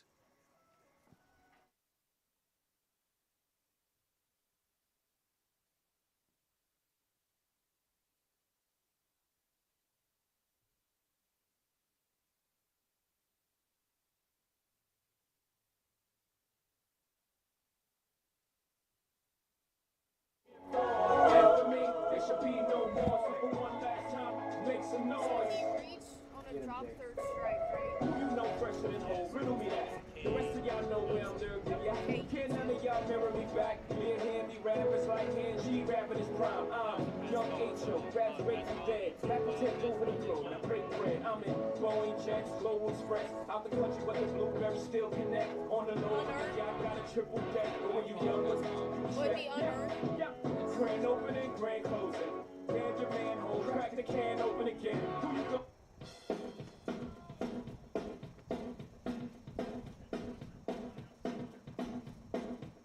And then what did the last guy do? Sorry. What did the last guy do? Struck out.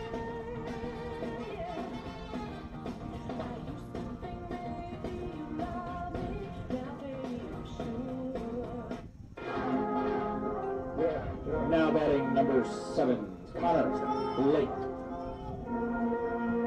Yeah, drinking and dope.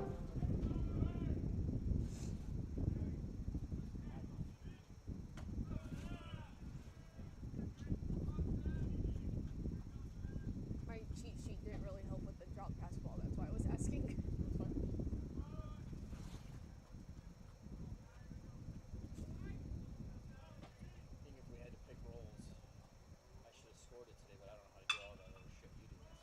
Yeah.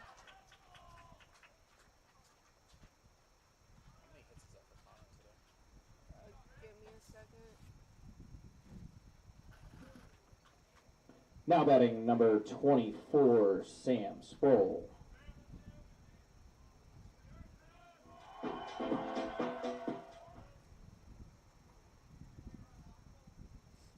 He's 3 for 4.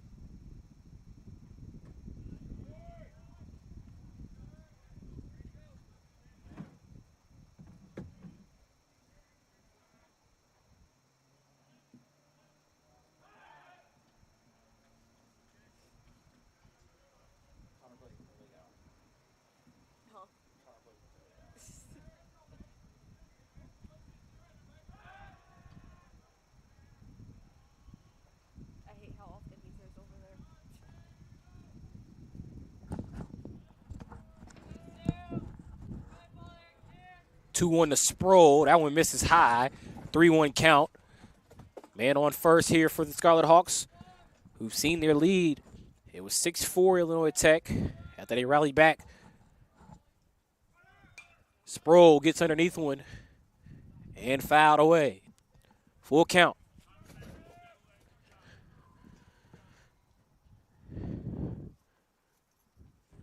Man on first. Nobody out here in the home sixth. The throw. Not in time on the pick.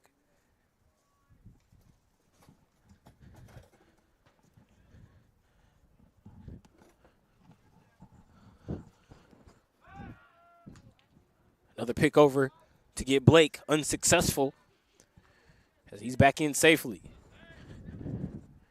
Sam Sproul awaiting the delivery. The ball comes to the plate. Foul right back to us here at the broadcast location.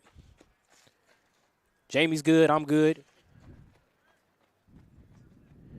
We're good over here. There is a small hole in the net, and I'm just glad he missed that. And now here's Sproul, who fouls one straight into the air. Actually, this could be no man's land. Actually, we got a charging center fielder. Hilliard gets in to make the out and retire Sproul. For a brief moment, it appeared as if Hilliard didn't see it. He had his arms out. He was calling off, but then there was a moment where it looked as if maybe he lost it in the midst of calling everyone off, but he was able to get under with Hilliard to get Sproul. Blake goes, and Blake, no slide, is safe over there at second. Scarlet Hawks dugout would prefer he slides to maybe make that play less eventful, especially in a situation where he was clearly going to be safe. But nonetheless, Blake standing over there at second. The 1-0. Looping inside. Makes it 1-1.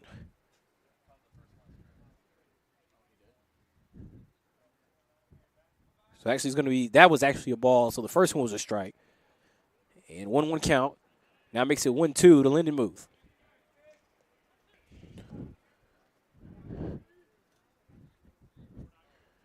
Cloth has done a really good job for Wheaton since coming out of the pen. Jared Cloth, the 6'2", 230-pound junior out of Cincinnati, Ohio. We talked about how he's pitched quickly to Illinois Tech.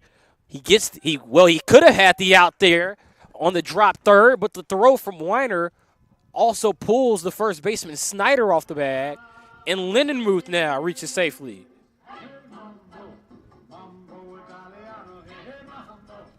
Well, it was Illinois Tech who allowed Dial to reach on the drop third strike. So Dial, remember Dial reached base for Wheaton on the drop third in the top of the sixth, and as a result of that drop third strike, a run was able to come in Stanton. Now Illinois Tech, they benefit from the drop third as they avoid what would have been the second out, and now they bring Matthew Bovey to the plate. Bovey 0 for 1 with a couple of walks today. The one play he put in play was a 5-3 fielder's choice, so ground out to third.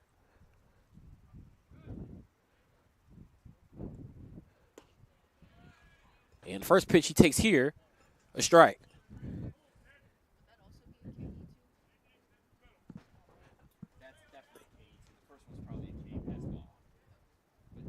Oh, 1 to Bovey. Bovey also with a stolen base.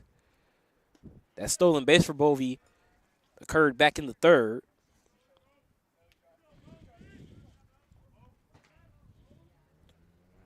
And Illinois Tech, with Blake standing at second, Lindenmuth on first, would love to take the lead, and that was a hanging curveball right down on 31st Street, since that's where we are.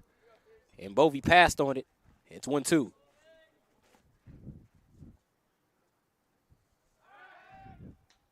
The throw over to first on the pickoff. Not in time to get Lindenmuth.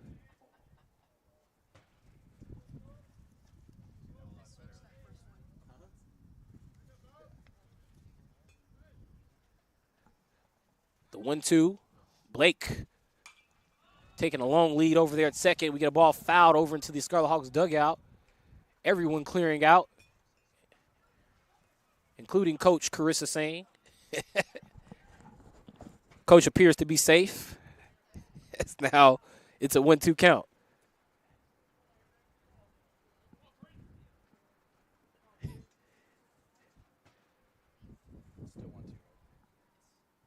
Bovee awaiting the delivery. Hits it right to center field. Hillier gets underneath it, makes the catch. Blake tags up. He's going to go to third. And it's now 2 away as Jack Fryer will come to the box. Now hitting Jack Fryer. Runners on the corners. 2 away for Fryer. Fryer today 0 for 3. He flew out to right in the first. He struck out in the third. And then he grounded out to the pitcher to end the Illinois Tech bottom fourth. Fryer with a runner in scoring position and 2 away, an opportunity for Illinois Tech to reclaim the lead. Meanwhile, on the mound, Jared Cloth looking to get this out and allow Wheaton to come back to the box in the top of the 7th with an opportunity of their own to reclaim the lead. Wheaton's opened to scoring first. They led 4-0 after the top of the first. Runner goes. The throw to second isn't going to come at all as they're going to be mindful of Blake, as Illinois Tech did the double steal earlier, and it resulted in run number 6.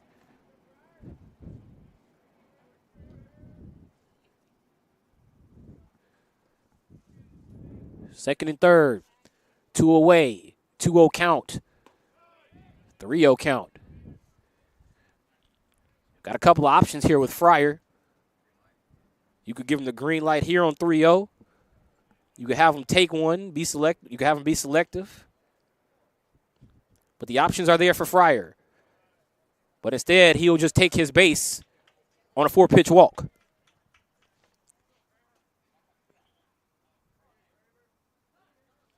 Tom Kramer will come to the box, but he'll have to wait until after this mound visit from the Wheaton College Thunder.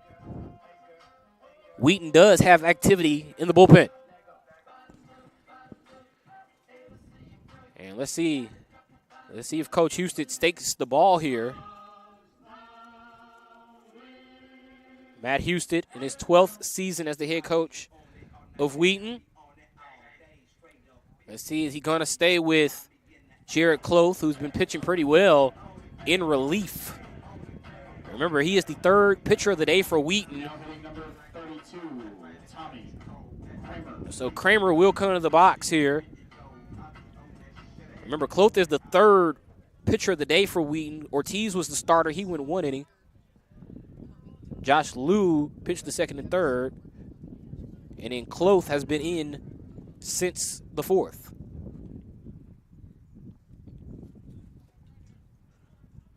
Third inning of work here for Cloth. He gets a grounder to second and a short flip to second. Smart play by Wu to Yi, and Wheaton gets out of the inning. We're still tied at 6. On to the top of the 7th. The Wheaton Thunder with their opportunity to reclaim the lead when we return on the Scarlet Hawks Broadcast Network.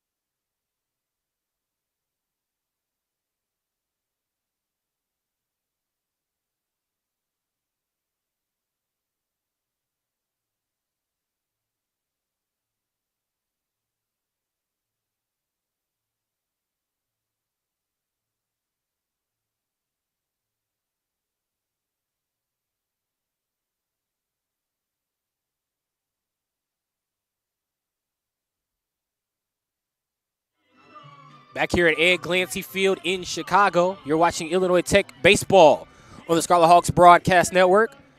Chris Rouse on the call, but Andres Martinez is the new pitcher for the Illinois Tech Scarlet Hawks.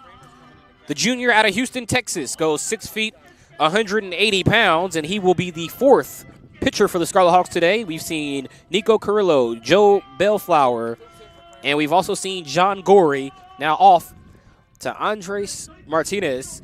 And Andy Martinez this season for Illinois Tech, this will be his fourth appearance. ERA is at 16.20. And this season, Martinez has pitched 1 2/3 inning for Illinois Tech. And now he will also be delivering to a new pitcher, who will be a new catcher, I should say, number 9, David Cooper. So a totally new battery for the Scarlet Hawks, as we now will get Martinez and Cooper here in the top of the 7th. They'll lead off against Joe Klein. The first pitch to Klein misses for a ball for Martinez.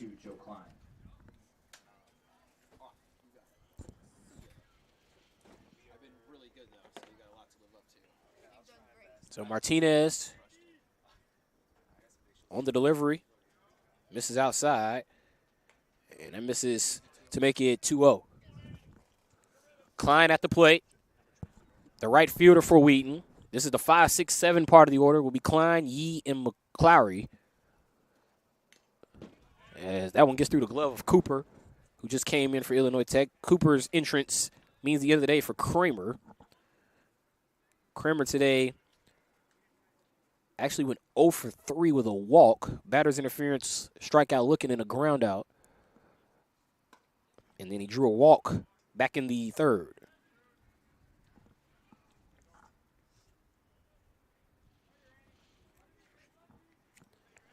Martinez trailing 3-1 in the count here to Klein. The pitch was on the outside corner. Klein got a piece of it, took it to right. Yachnin going back to the wall, gets underneath it. Nice little hop to keep it from hitting the fencing out there for out number 1 here in the 7th. Well hit ball. Well hit ball there by Klein, but now Noah Yee will step into the box. Yee with an RBI single, or 2-run single, I should say. He was responsible for runs 2 and 3 crossing the plate for Wheaton back in the 1st. And right now he sees strike 1 from Martinez.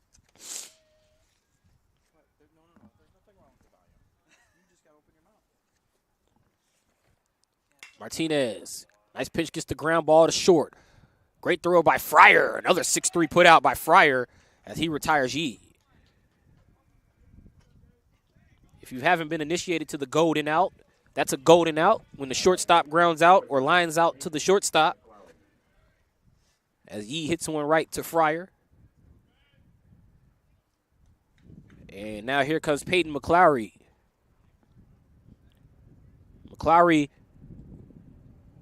other than the sacrifice fly he's had today, he's struck out twice. 0 for 2 on the day is McClary. That sacrifice fly occurred back in the 1st. That allowed Klein to become run number 4 for Wheaton. But since then, strikeout looking and strikeout swinging. He swings here, does McClary, and gets under it to Blake. Blake dodging a base coach, gets there and makes the play. Or maybe he got away from it. He got the glove on it. And I think maybe it took a hop before it got into the glove. So Blake, he kind of went behind the fence. I couldn't really quite see him behind the players. It looked like he got a glove on it. But here's a piece of the fencing, and the at-bat continues. It's a tough break for Blake. Thought he did a good job ranging over, dodged the base coach. But that fencing just will keep him from making the 3rd out. The 0-2. Didn't keep Illinois Tech from making that 3rd out long as Martinez gets McClary. Time to stretch at Ed Glancy Field as we still look to decide who's going to get the win this afternoon on this Thursday. Tied at 6, going to the bottom of the 7th. Let's stretch. We'll be back after this on the Scarlet Hawks Broadcast Network.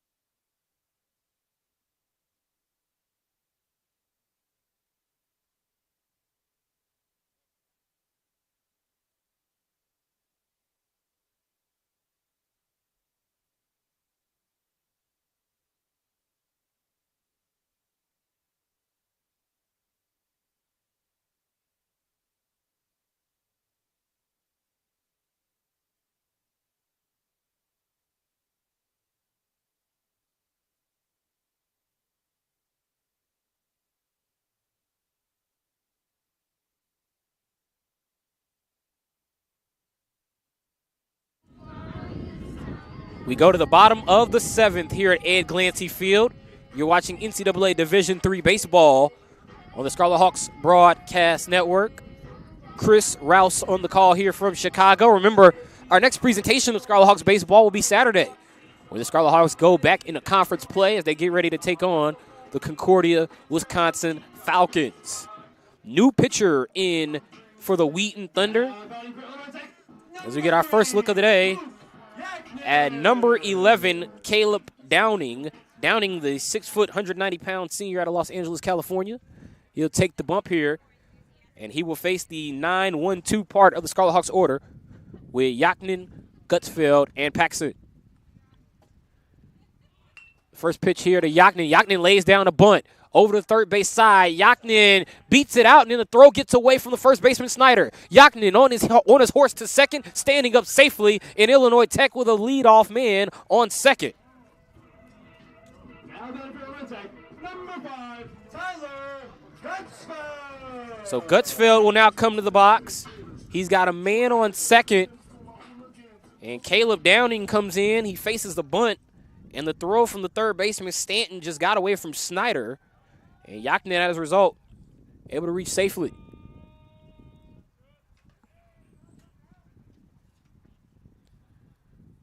Downing, first pitch to Gutsfeld. Gutsfeld was swinging away. He missed, and it's a strike. It was dropped by Weiner, but reeled in. Nowhere for Yaknin to go.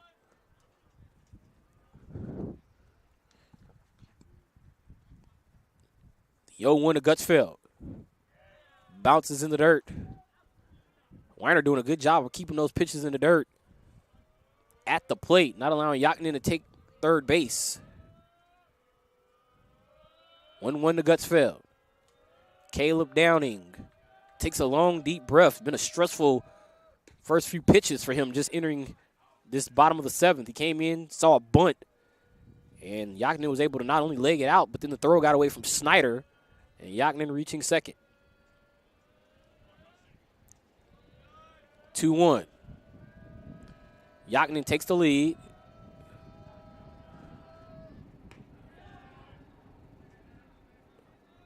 (3-1) count.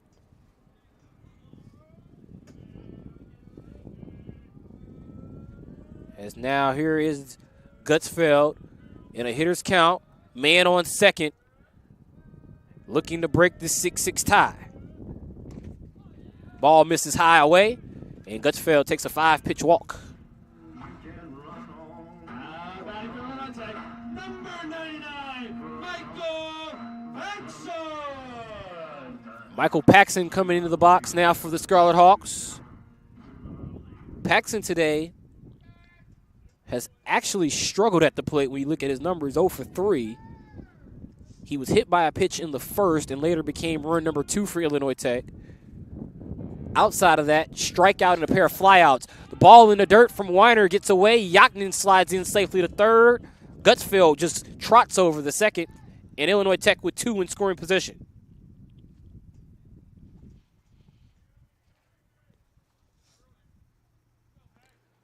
Second and third, nobody out for the Scarlet Hawks. Paxson in a 1-0 count. First pitch, in for a strike. Wheaton trying to settle Caleb Downing down. But also they have a stretch and toss session going behind him. Wouldn't quite call that a proper warm-up session just yet.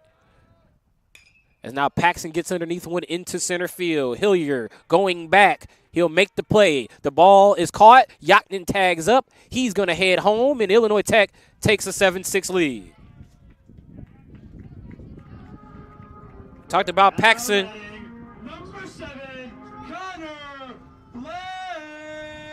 Paxson has struggled today in terms of the numbers. He was 0 for 3 with a strikeout.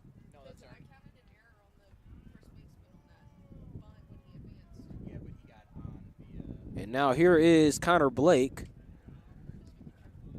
following the sac fly. We talked about Paxson. He's struggling today with the strikeout and a couple of flyouts. He gets one airborne this time for a sac fly. And looking at Paxson's numbers, I mean, he got hit by the pitch in the first, strikeout. Then he flew out to left, he flew out to right. He flies out to center to give Illinois Tech the 7-6 lead. Connor Blake with Gutsfeld standing over there at second. Awaits the pitch from Downing. Pitch inside. Makes it 1-0 count. Wheaton entered this game with a record of 7-19, 1-10 in conference play. Illinois Tech, 14-13, 10-4 in conference play. What a season it's been in the NAC for the Scarlet Hawks. Oh, Downing got it. He got him leaning there, but his throw, he hesitated to make the throw over to Gutsfeld to pick him off, and Tyler able to get back in safely. Illinois Tech able to keep a man in scoring position here, thanks to the reaction from Gutsfeld.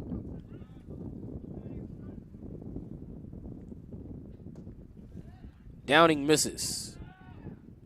Ball 2.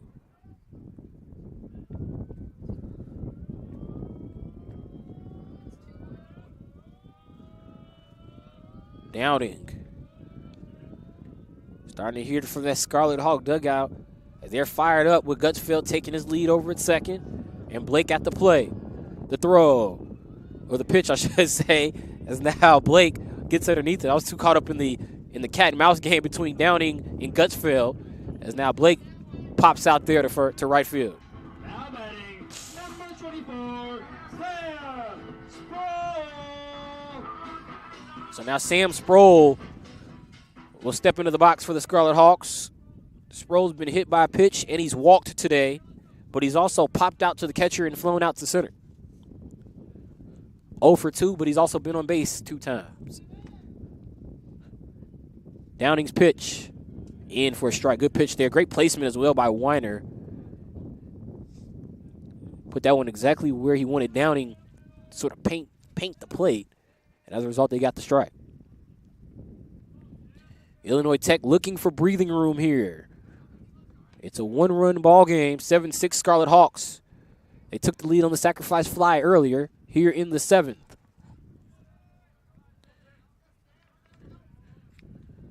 Luke Yaknin scoring on Michael Paxson's fly out to center field for the first out of the inning. That's the difference in the ball game right now to make it 7-6 Scarlet Hawks. Sproul, chopper back to second. Bit of an issue charging the ball there from Wu, who slipped in that dirt, but he was able to recover and make the play and retire Sproul on the force at first.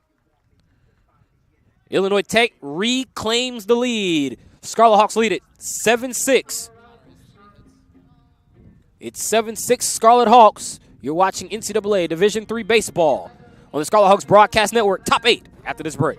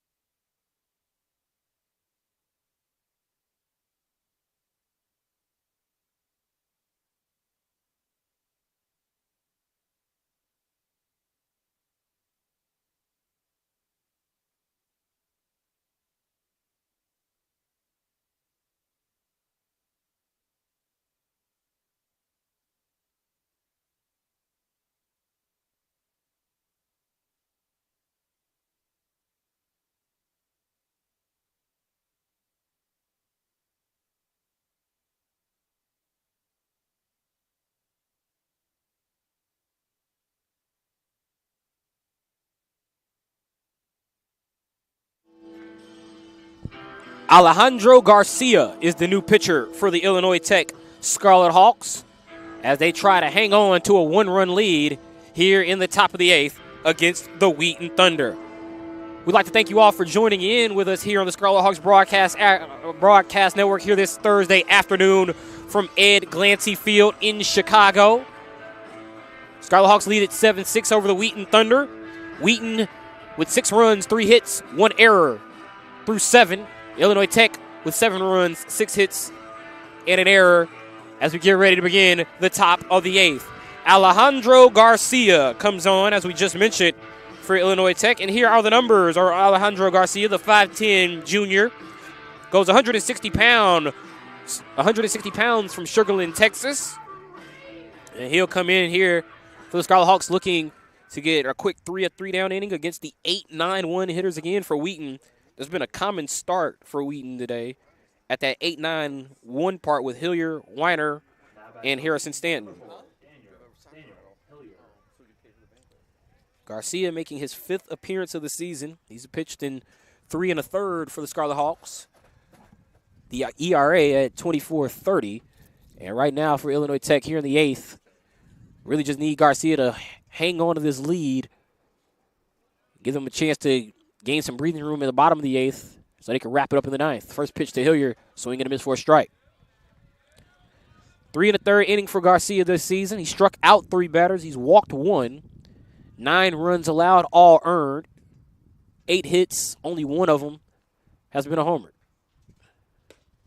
Pitch to Hillier, misses low at the ankles, ball 1.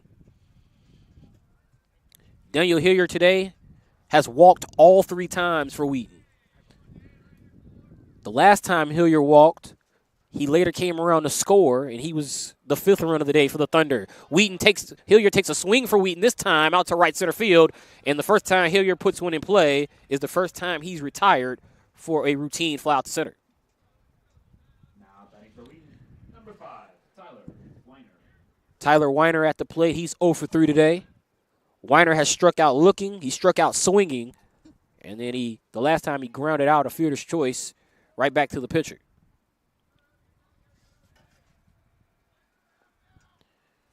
One away here for the number 9 hitter, the starting catcher for the Thunder.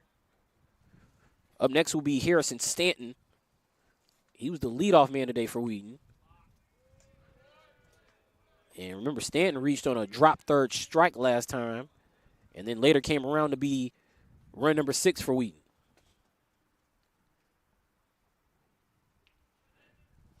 But right now it's about Weiner against Garcia. Weiner pops that one straight up. Garcia gets on his horse. Cooper on his horse as well, and that ball gets out of play.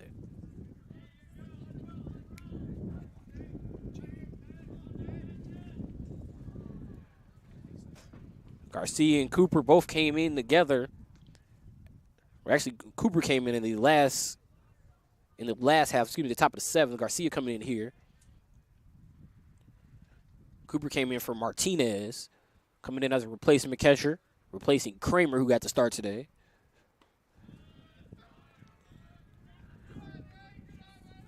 Tom Kramer today at the plate went 0 for 4. 0 for 3 with a walk. And then Cooper came in for him at the top of the 7th, and looks like he'll finish out this game. Swing and a miss. Nice pitch from Garcia, elevating the eye level of Weiner. And now it's a 2-2 count.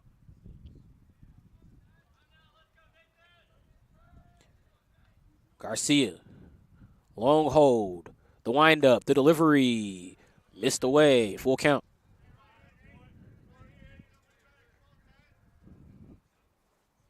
Three-two count, top 8. Tyler Weiner awaiting the pitch from Alejandro Garcia. Garcia's delivery is fouled away. That one's going to hit to 31st Street. Let's do it again. Remember, Wheaton will turn the lineup over to Harrison Stanton after this. They would love to turn it over with Weiner on base. The 3-2. Gets Weiner on base, so actually Wheaton gets the man on. And now Harrison Stanton will come on. Weiner was announced actually in the ballpark. It was Nathan Headland at the plate there for Wheaton. And Headland works the walk. Number 10 in Navy is standing on is Headland.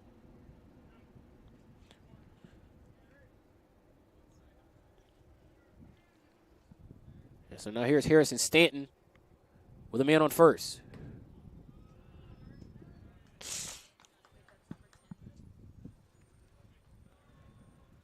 So Headland standing on first. taking quite the lead with Harrison Stanton at the plate. The delivery to Stanton is a strike. 1-1 count. Tying run on first. The go-ahead run awaiting the pitch. Meanwhile, Illinois Tech going to try to pick that tying run off, but Headland back in safely. Starting to get to the end of the ball game where those substitutions come rapidly. Nathan Headland, the sophomore out of Grand Rapids, Michigan, standing over there at first. Ball hitting the center field. Gutsfeld chasing it down, makes the grab. Headland got caught off of first. Let's see if Bovey can get it back. I don't think he will. He doesn't, as Headland slides in safely for out number 2. Now batting, number 36, Kyle Wu. Stanton with a hard hit ball. He sent Gutsfeld on his horse, but he hit it right to him and flies out. Kyle Wu at the plate. 2 away in the 8th with the tying run on first. Go-ahead run at the plate for the Wheaton Thunder. Wu first pitch swinging, hits one in the right center field. It gets down. Headland hard turnaround second. He's on his way to third. Here comes the throw. What a throw! He's out! What a throw! Oh, the Illinois Tech defense comes up big as Gutsfeld guns down the runner and gets the Scarlet Hawks out of the top of the 8th. The Illinois Tech defense preserves the lead. 7-6 Scarlet Hawks. Bottom 8 when we return on the Scarlet Hawks Broadcast Network.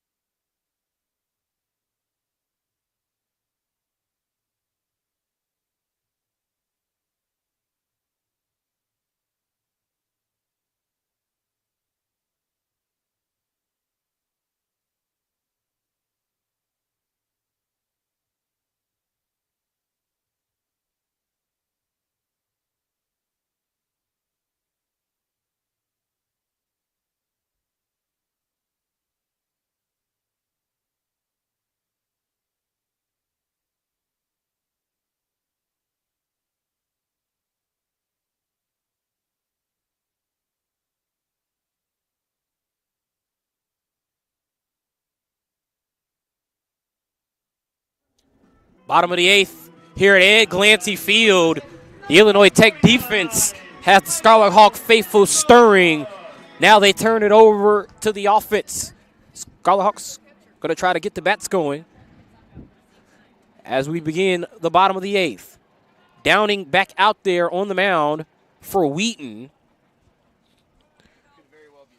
And Lindenmuth is the batter here for the Scarlet Hawks as we get a ball.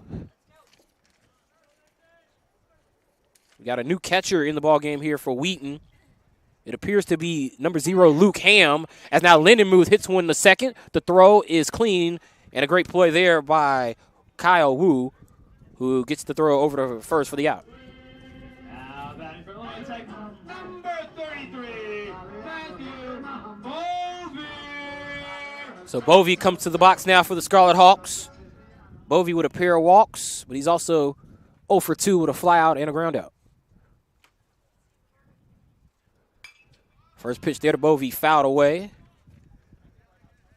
So remember, in the last top of the half, in the top of the 8th, Tyler Weiner was the catcher, the starting catcher for Wheaton. He was replaced by Nathan Headland. The catcher now is number 0. That is Luke Ham, the junior out of Double Oak, Texas.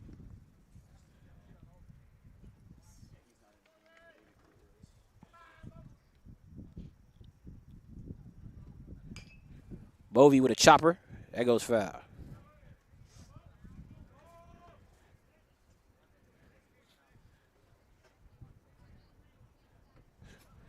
One-two count here to Bovey as Matthew Bovey looks to extend the lead for the Scarlet Hawks. Ham does a good job using his chest to knock that one down. Seen that we saw that with Illinois Tech as well on their side with the catcher David Cooper coming in cold to play catcher. Luke Ham goes 6'2", 220 pounds. I mentioned he's a junior out of Double Oak, Texas. You also watched that one get past him, did Ham.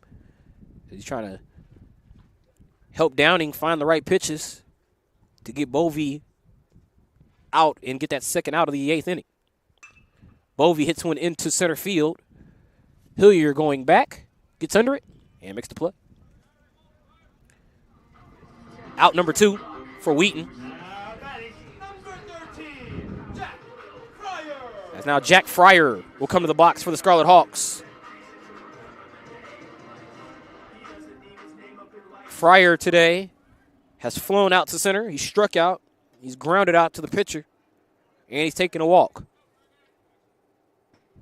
0 for 3 at the plate, but he also had a nice play earlier where he charged the ball. He fouls that one over my head here at the broadcast location, and a foul ball.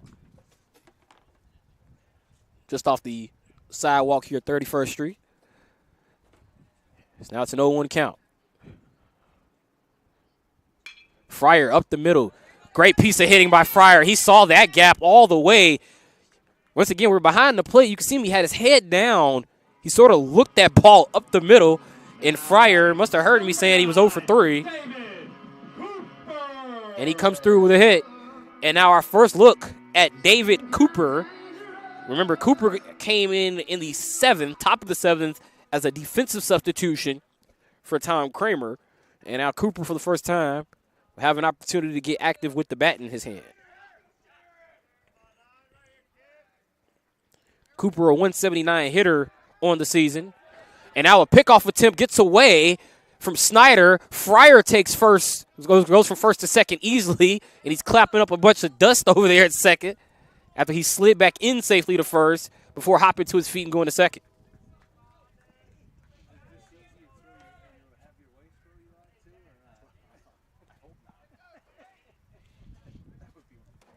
So Fryer going to second. They have officially scored that an error against Wheaton. Their first of the day.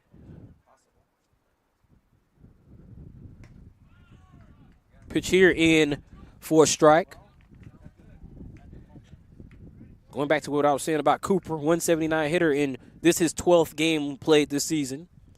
He's only had 28 at bats, 5 for 28 at the plate. He scored 4 times this season, but he also has a double and a triple this year, does Cooper. They're going to try to pick Fryer off, and now they've got him in a pickle.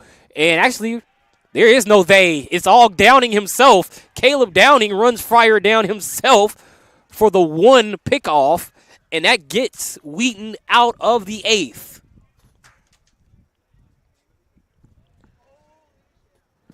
Thunder are down to their final 3 outs here at Ed Glancy Field. If you want to see the conclusion of this game, return to the Scarlet Hawks Broadcast Network on the other side of our break. We'll be back with more NCAA Division III baseball.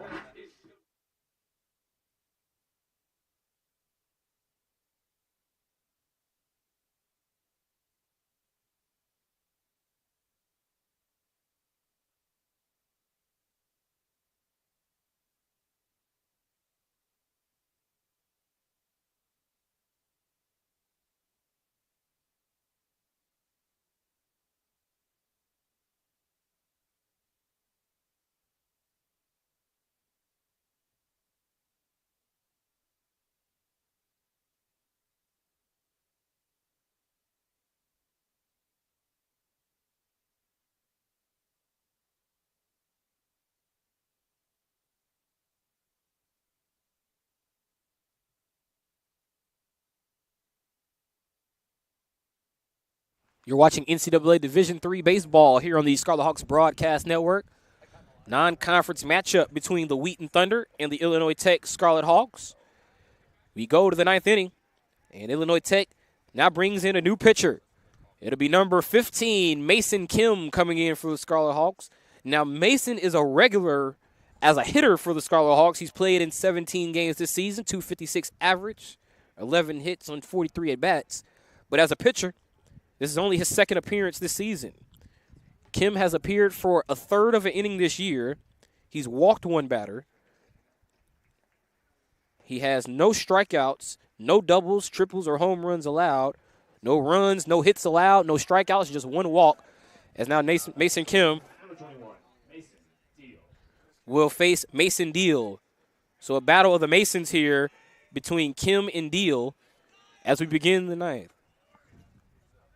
Mason Dial versus Kim.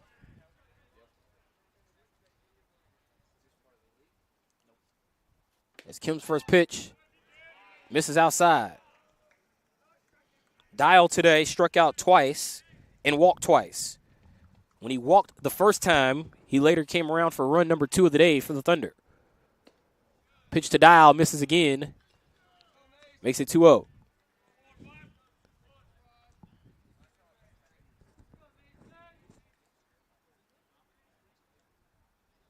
Kim's delivery to the plate. It's a strike. Mason Kim versus Mason Dial to begin the 9th. It'll be Snyder and Klein to follow Dial as Wheaton is at the 3-4-5 part of their order.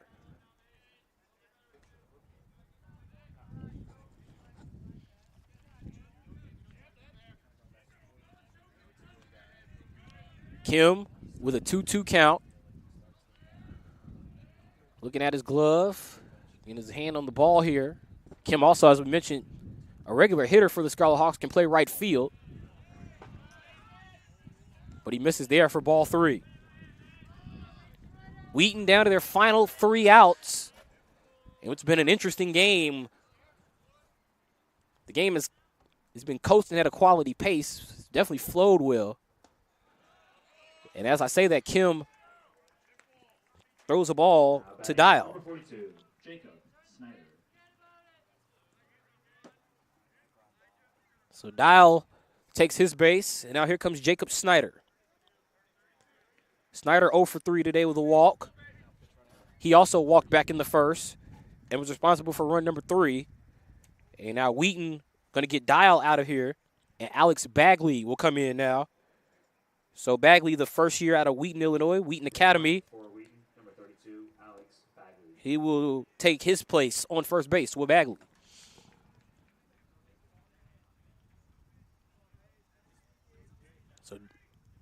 So Dial draws the walk.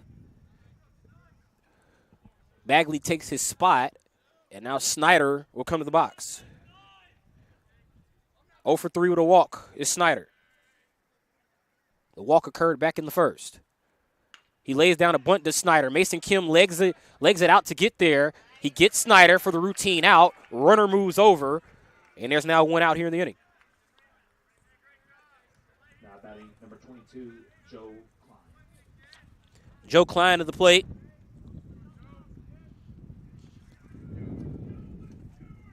Klein today has a single, a walk, and he's flied out twice. The 2 flyouts were to center and to right field. The one to right field was the latest. That was in the 7th.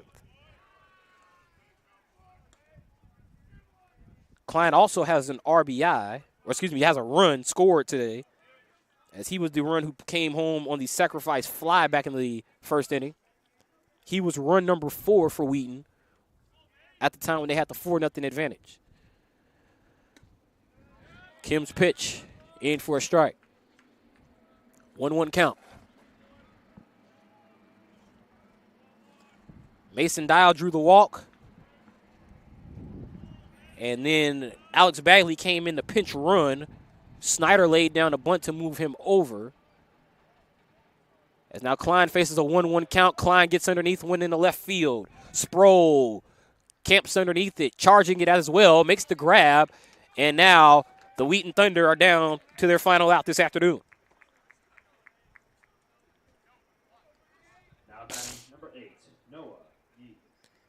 Here comes Noah Yee. Noah Yee today is 1 for 4. But the one for Noah was a big one. It was a 2-run single. And his single at that time had made it a 3-0 game for Wheaton. But since then, Yee has been kept in check with a fielder's choice and ground outs to both sides of second base. Grounded out to second in the 5th, and he grounded out to short in the 7th. First pitch from Kim. Misses high. Programming note, our next presentation of Illinois Tech baseball Saturday against the Concordia, Wisconsin Falcons. Got that for you right here on the Scarlet Hawks Broadcast Network at Ed Glancy Field. The 1-0. Kim misses. 2-0. Peyton McClowry is the batter on deck for Wheaton. And he's had a rough day as well. 0 for 3. 3 strikeouts, but also a sacrifice fly. Kim finally gets one over here against Yee for a strike, 2-1 count. Bagley on second, the tying run. Yee at the plate. Would love to bring him in to extend the game as Wheaton is down to their final out. 3-1, misses after the miss from Kim. Kim tried to go at the belt on the 2-1, but as we saw earlier with Carrillo, Illinois Tech has not been able to get the benefit of the doubt at the belt today. Kim gets it over for 3-2, and now we get a payoff pitch here for what could be our final delivery to the plate this afternoon. Mason Kim versus Noah Yee. 3-2, 2 away. Man on second, top of the 9th. And now I'm going to take a breather. Kim steps on. It's Mason Kim on the mound. Noah Yee at the plate. The payoff pitch. Here we go. The delivery. Kim missed it high. I thought that was the ball game. So did some of the Scarlet Hawks faithful and some of the members of the Scarlet Hawks roster. But this game's going to continue for at least one more at bat.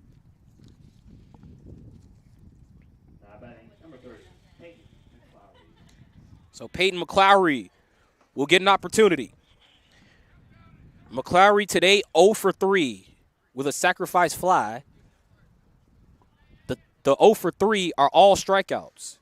He struck out looking in the 3rd, swinging in both the 5th and 7th. He had a sacrifice fly back in the 1st. That scored Joe Klein, and that was the final run Wheaton would score in that 1st inning, which saw them take a 4-0 advantage. Mason Kim versus Peyton McClowry. The delivery is a strike. Mason Kim has been really good on that outside corner against the right-handers. Alex Bagley on second. Noah Yee on first. Mason Kim up 0-2 in the count against Peyton McClowry. McClowry down to his final strike and looking to avoid the golden sombrero if he strikes out here for the 4th time. Kim missed away, and McClowry will see another pitch. 1-2.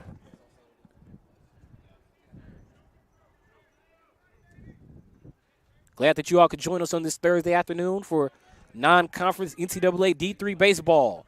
Mason Kim looking to retire Peyton McClowry and win this one for the Scarlet Hawks. McClowry hits it to Fryer at short. The throw goes to second. The out is made. And with the force at second, the Illinois Tech Scarlet Hawks defeat the Wheaton Thunder with a final score of 7-6 here at Ed Glancy Field.